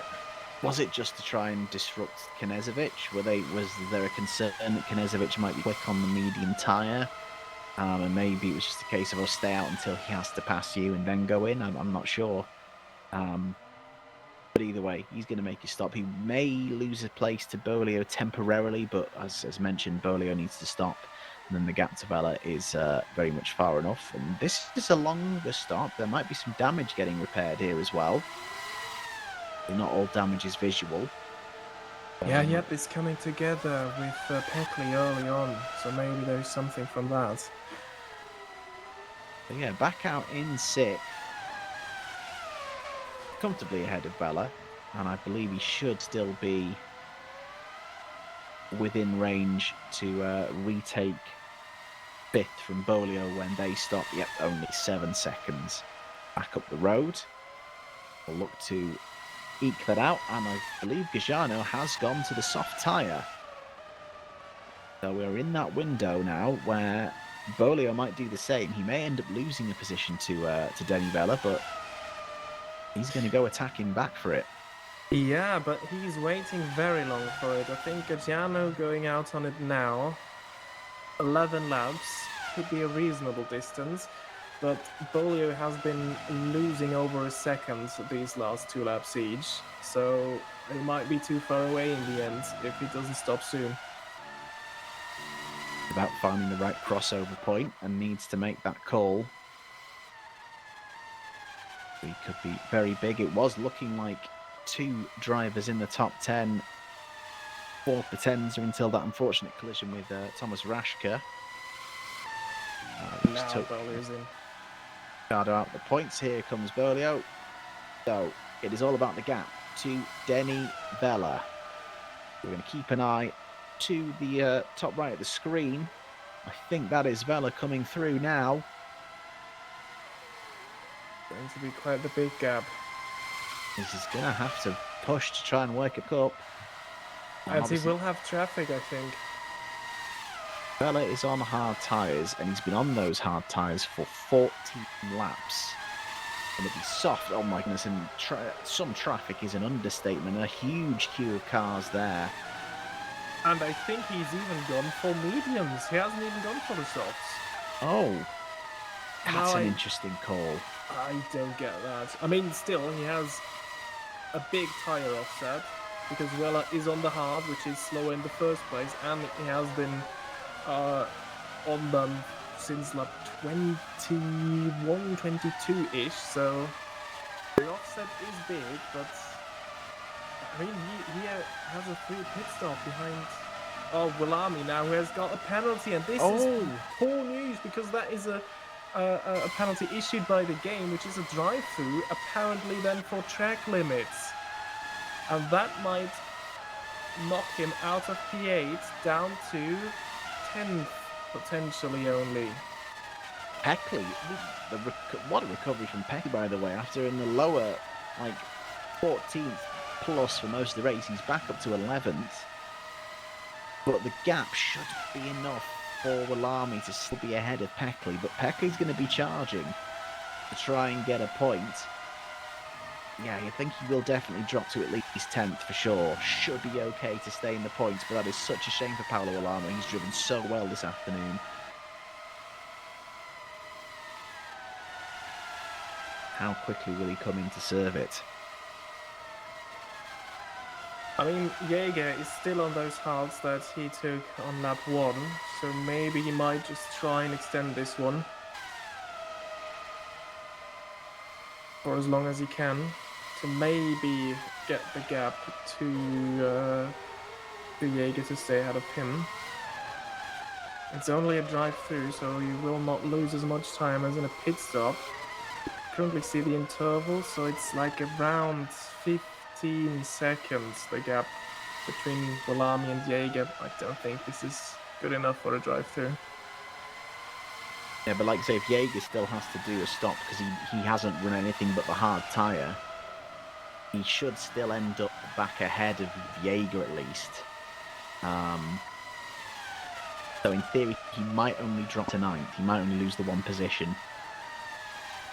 Oh yeah, absolutely, you're right. I just checked, and it looks like Jaeger has started on the hards. He stopped on lap 1, but he has taken the hards, so he will need to make another pit stop.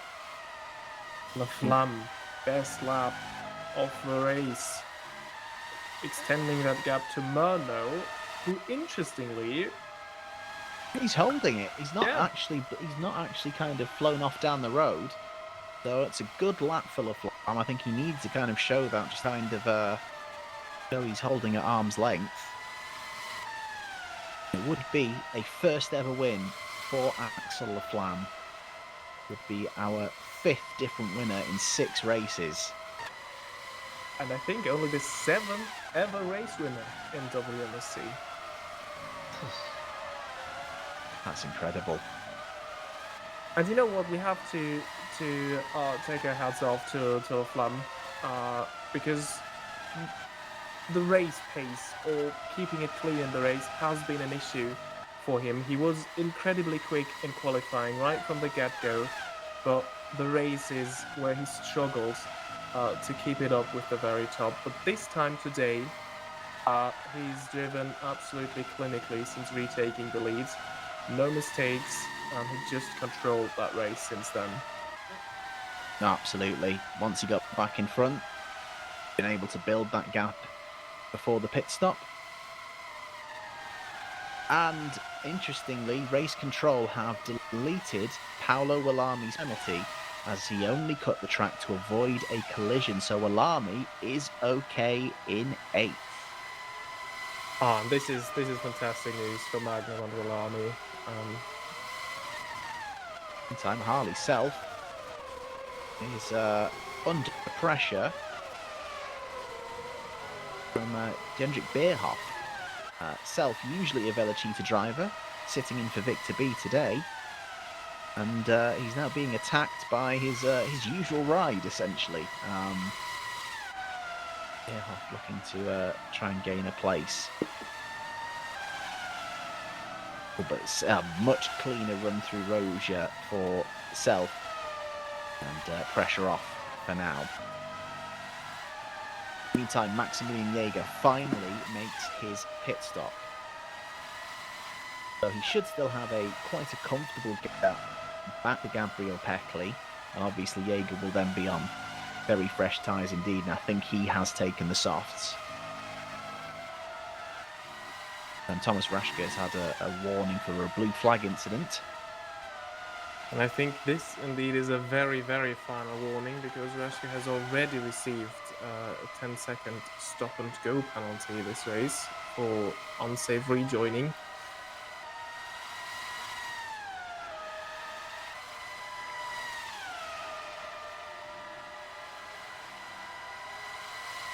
Jaeger has rejoined on track 14 seconds ahead of Gabriel Peckley.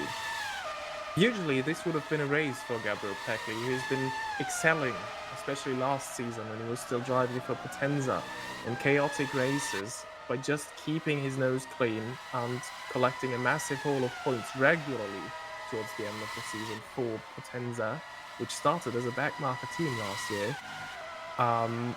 Today this hasn't worked. I think he's caught up now with all the incidents and penalties that he didn't get last year. Enough for 1 year now, I guess. Yeah, this would be the first time he's failed to score points for Scuderia Cesario, but yeah, it all kind of snowballed from that early contact with Gajano, which yeah, no further action I think was the right answer. It's one of those where you've got to be inch perfect when you're going side by side into the Rose chicane. Didn't quite come off. Time we join our leader, who is now just holding the gap at 7 seconds to Lucas Murno.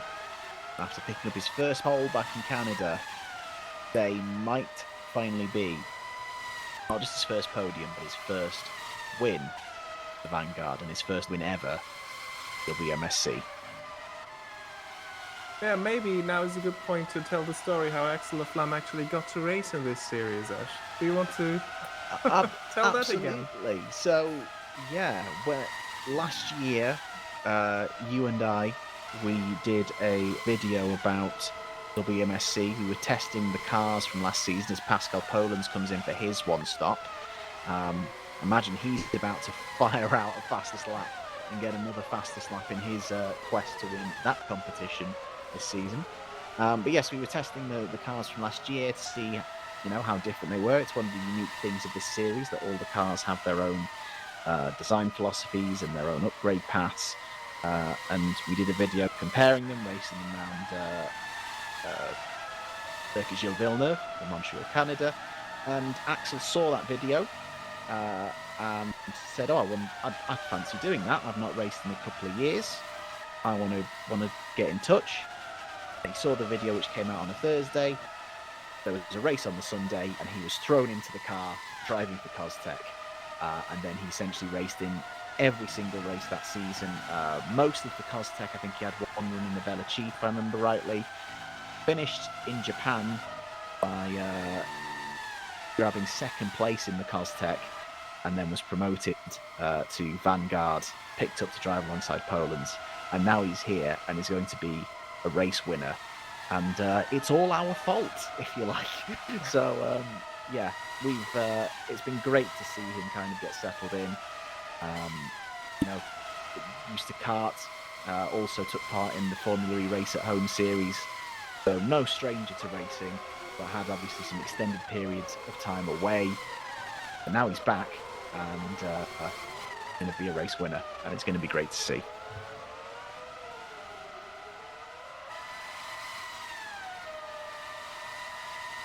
So great to see is also that only a battle that we have on track currently, which is Matheus Machado trying to make it past Aaron Curtis, and that is a great move into Variante della Roggia around the outside of Curtis. Curtis trying to have a little look then into the Lesmo. This is never going to work though. So, we have Packley listed as a DNF, so there might be another disconnect. Have a look.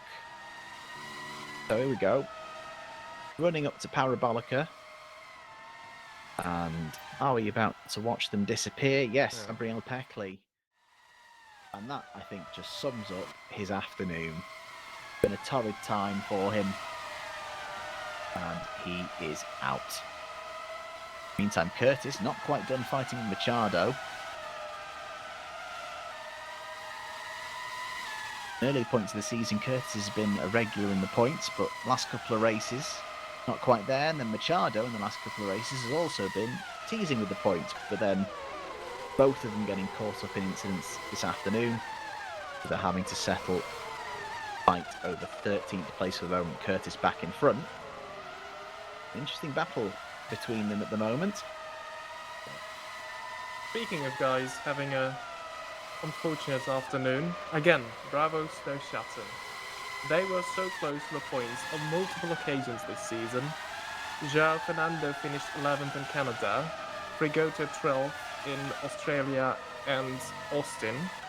And again, they're currently sitting in 11th and 12th, just outside the points. They will just be hoping for one more disconnect, one more crash to finally get that elusive first point, but again, it looks like today is not going to be the day. Yeah, it's so close for them on multiple occasions. 7 out of the 12 teams brought upgrades this weekend. They were not one of them. One can only hope they're saving them for another weekend where they will be a little bit better suited and a little bit closer. But it's surely only a matter of time for these guys. They've been so close, knocking on the door. And Curtis is going to use the slipstream of the Bella Cheetah to try and defend against Machado, and does that expertly. Machado's going to come through. Let's hope he's not going to send a knife bomb from back there. No, he thinks better of it. Follow through.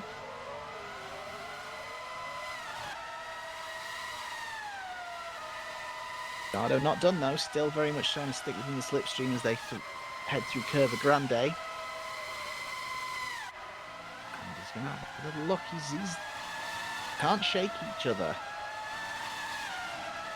Curtis trying to make the benefit out of those soft tyres compared to the mediums that Machado's running.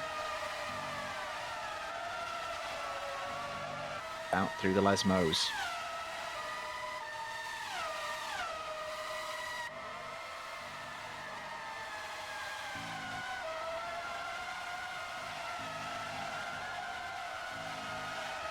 Heckley slowly being shuffled down the order. Only now has Pascal Polens passed him. Came back in from his disconnect.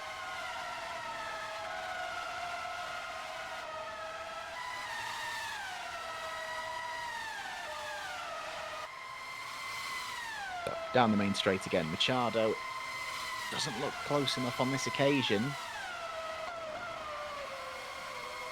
Could he maybe line something up into Roja once again? Needs to get the exit from Rettifilio right. Follow through close together, but there's just a little extra bit of traction there from Curtis. Keeps them at arm's length. Approaching more traffic. But as they come close, Machado has to slam on there. That was very close indeed. Just behind them, Axel Flam will start the final lap of the race. As you rightly say earlier, Robin, obviously there are a few interesting moments between Laflamme and Polens before Polens' disconnect, and then the incident between Pushka and Laflamme, but recovered well, kept his head, retook the lead, and has been able to drive away with it this afternoon and control things expertly. They will come home to pick up a debut win in WMSC. In the meantime, as expected, Pascal Polens grabs a fastest lap of the race. That's 3 tenths quicker, just over 2 tenths quicker than Laflamme's previous best. And that would be Polens' 4th fastest lap of the season, meaning he leads that competition for prize money. But while there may be no prize money for Axel Laflamme, there's certainly points, and there's certainly the accolade of being a winner in WMSC. Axel Laflamme wins in Italy, and an incredible result for him. In the meantime, Lucas Murno can be very happy with 2nd place, and I think, as you say, mathematically that should put him into the lead of the title. But Pushka comes home 3rd, will be slightly disappointed with how things played out. In the meantime, Alexander Knezovic, 4th place. That's his best finish for HRT. Just missing out on the podium, but a big improvement for HRT this afternoon.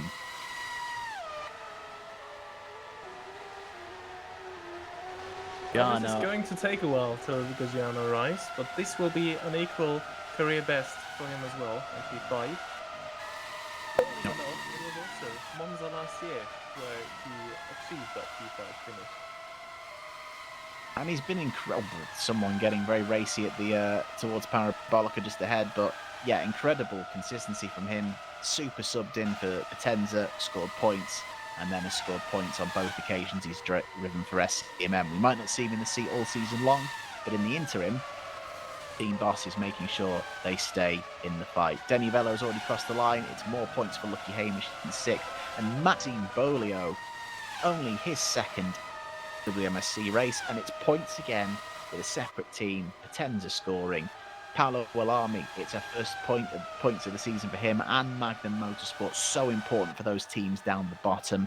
Rustermeyer manages to pick up ninth, as Maximilian Jaeger will grab 10th for Better Julie. Let's have a run through the provisional results before we get top three in. Axel Flam is a WMSC winner ahead of Lucas Berno and Philip Pushka, Knezovic fourth, Gajano fifth, Denny Vella, the lone lucky Hamish in sixth, Maxime Bolio seventh, an incredible super sub performance from him. Paolo Alami can be very happy with his result as well, ahead of Dominic Rustermeyer and Maximilian Jaeger getting his first point in WMSC as well. So close for Gustavo Fragoto. It must be coming soon for a first point for Bravo Snow Shatton. Curtis recovers to 12th, Machado 13th, them fighting in the late stages. João Fernando is 14th ahead of Harley Self and Jendrik Beerhoff. Pascal Polans, his early disconnect, taking him out of contention, but completing the race in 17th. Thomas Rashka, the last classified driver, in 18th, with Peckley and Palaro both disconnecting to DNF and rounding out our 20 drivers for today.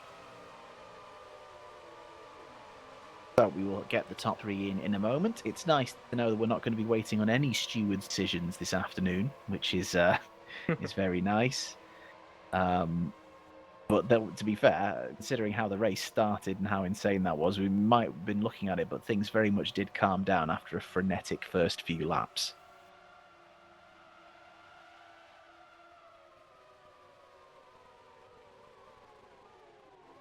So I know we don't have that in WMSC, but who would be your driver of the day if you had to pick one?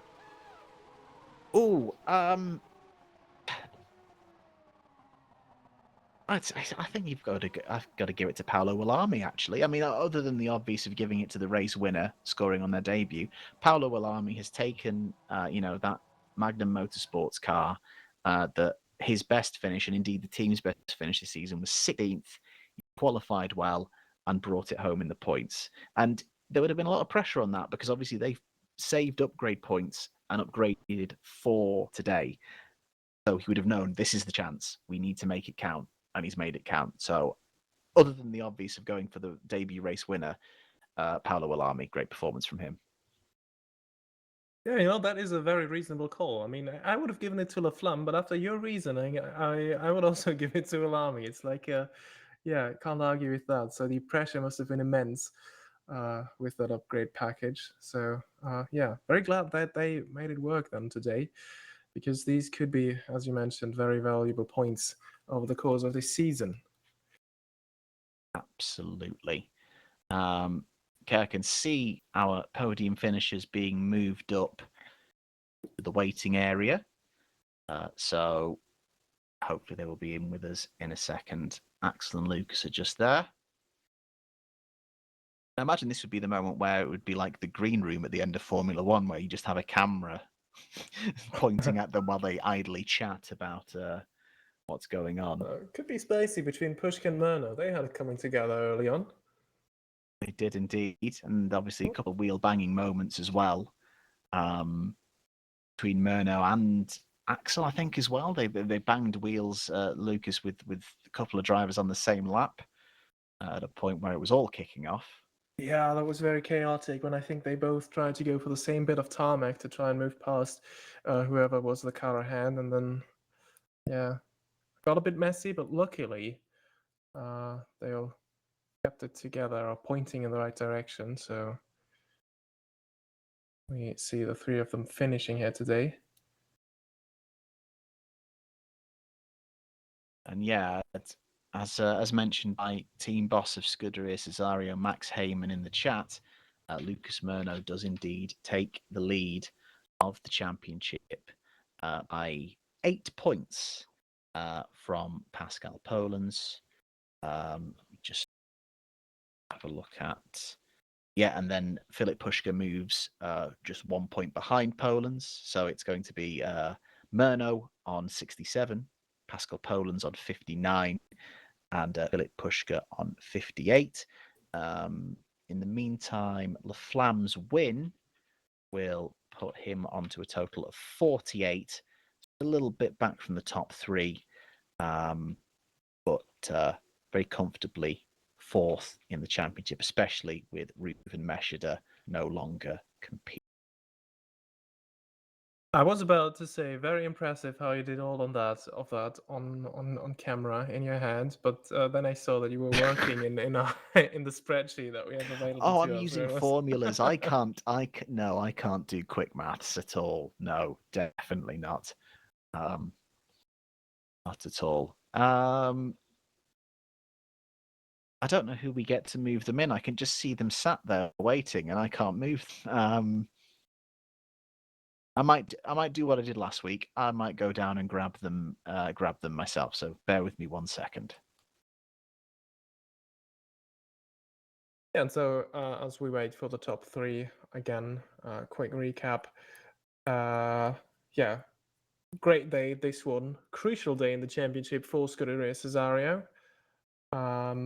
As Murno takes the lead at the venue where they least expected such a great afternoon for them.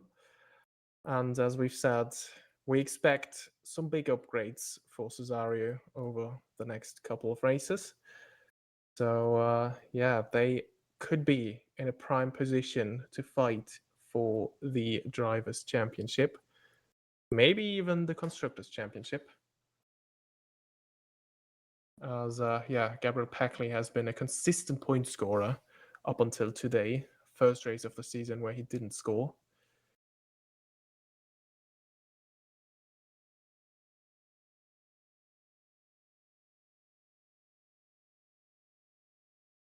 Bear with me 1 second. I did just go in and ask if we can be moved in, and then no one followed me.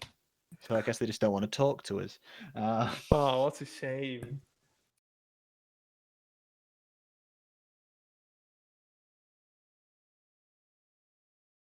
I think we still haven't figured out who the magic hands were who just moved them in after the races. There was a point where they just appeared magically. Yeah. Mirror, mirror on the wall, who was the quickest of them all? Hasn't worked. It hasn't worked at all. Apologies, team. Bear with us 1 second. Oh, and as if by magic, they're here. And the top three join us for today. We start with the race winner, Axel Laflamme. You are a WMSC race winner. I believe if Robin's maths are correct, the 7th ever race winner in WMSC. Congratulations. How does it feel? Yeah, pretty good.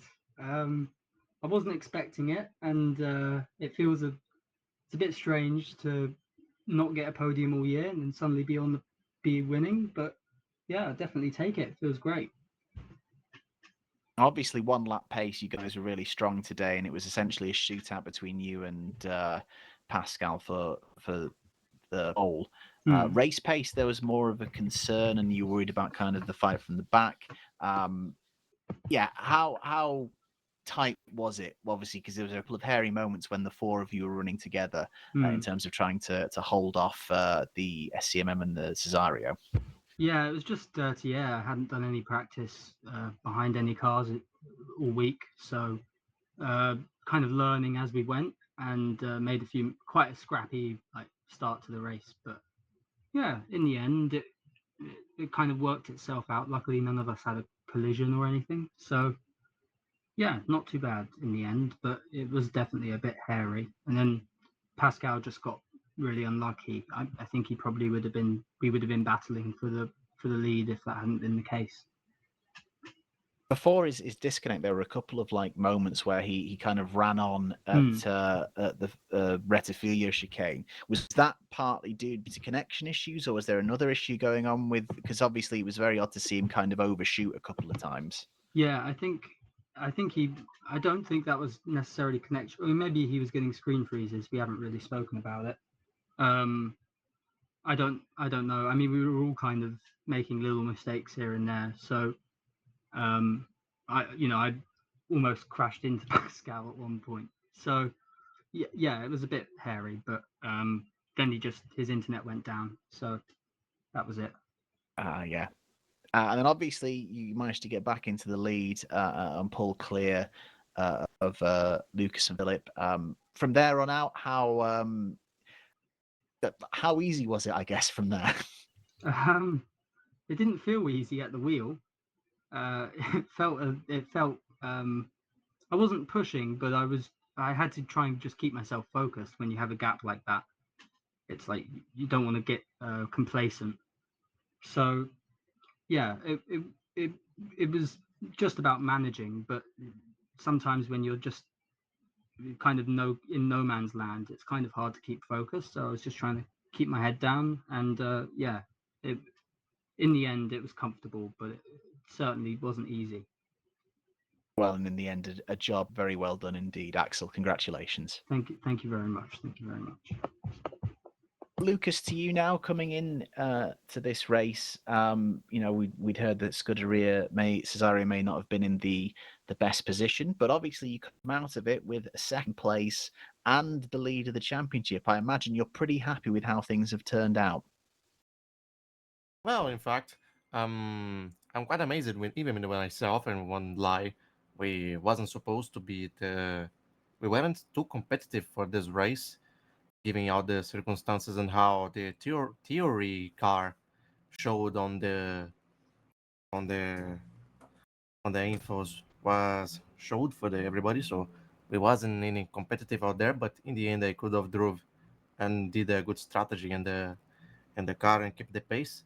What was for more of opportunities happened since Poland's having trouble wasn't out of the plans. So in the end, it was a good thing for me to take this championship lead. But now, given in the situation, I will be the target now. So I'm a bit more worried for how it's gonna happen in the next races since we aren't the best cars so far. But in the end, I'm pretty happy for sure. Now, finally being the championship lead, and let's see how it will work. And quite in front, since Austria will be another race that Vanguard and SCMM is gonna be a great car a better car in the situation. So let's see how I can prepare for the situations. But in the end, I'm quite happy with the result and happy even with the championship lead. But there's a lot of championship in front, so we have to keep a look in the front, and let's see how it's gonna turn in. Absolutely. And obviously, you didn't bring upgrades this weekend. Have done quite well, so that will be really encouraging. Do you guys have a plan in terms of, do you kind of know when and where you're going to spend upgrade points and when you're kind of going to go on the attack, or are you kind of playing it by ear with how the results go? Well, I think we can think about how it's gonna be in for Austria race since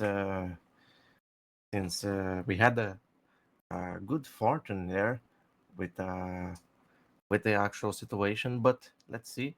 Austria is a track that exiges more of the high speed corners car, which Cesario is quite good. So I think it's gonna be more balanced.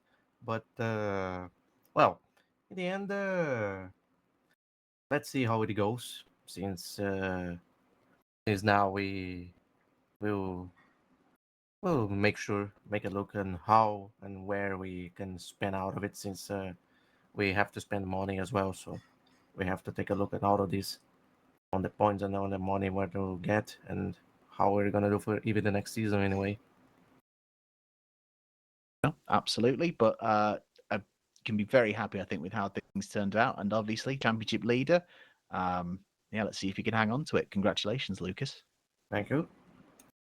Philip, to you. Obviously, you've technically lost ground on the leader of the championship, but you've managed to reel in Pascal. How are you in terms of how happy are you with how things have turned out today? I'm not really happy at all. I think the pace was okay and not amazing. I disagree with the penalty, but I have to take it in the end. Especially the extent of the penalty, I disagree with. But yeah, that's how it goes. Let's see what the next race bring. I think the car should be good again. So yeah, opportunities ahead of us. Were you surprised with the qualifying gap? Because we were expecting it to be a lot tighter in terms of how close you guys were to the vanguard up the front. Yeah, were you kind of a little bit off put by that, and then hoping that kind of things would even out in race pace? Yeah, I mean, the qualifying wasn't really that much of a deal. I think I just didn't get a lap together, and the car was pretty bad with low fuel. So I got slow in the end of the race again. The car was bouncing too much. I think the setup was not good enough. Didn't practice enough, so that's my fault in the end, my responsibility. So I have to do a better job next time, and hope to getting the winner next time. Obviously, still very much in the fight, and it's still very close. So yeah, best of luck for next time. Thanks. And that brings us to the end of round 6, and it's been a topsy-turvy season so far, and it kind of twists once again in an unexpected way. And as mentioned, next time we go to the Red Bull Ring in Austria in 2 weeks' time. So we do hope you will join us for that. Thank you so much for watching. We hope you've enjoyed the race, and we'll see you again very soon. Take care.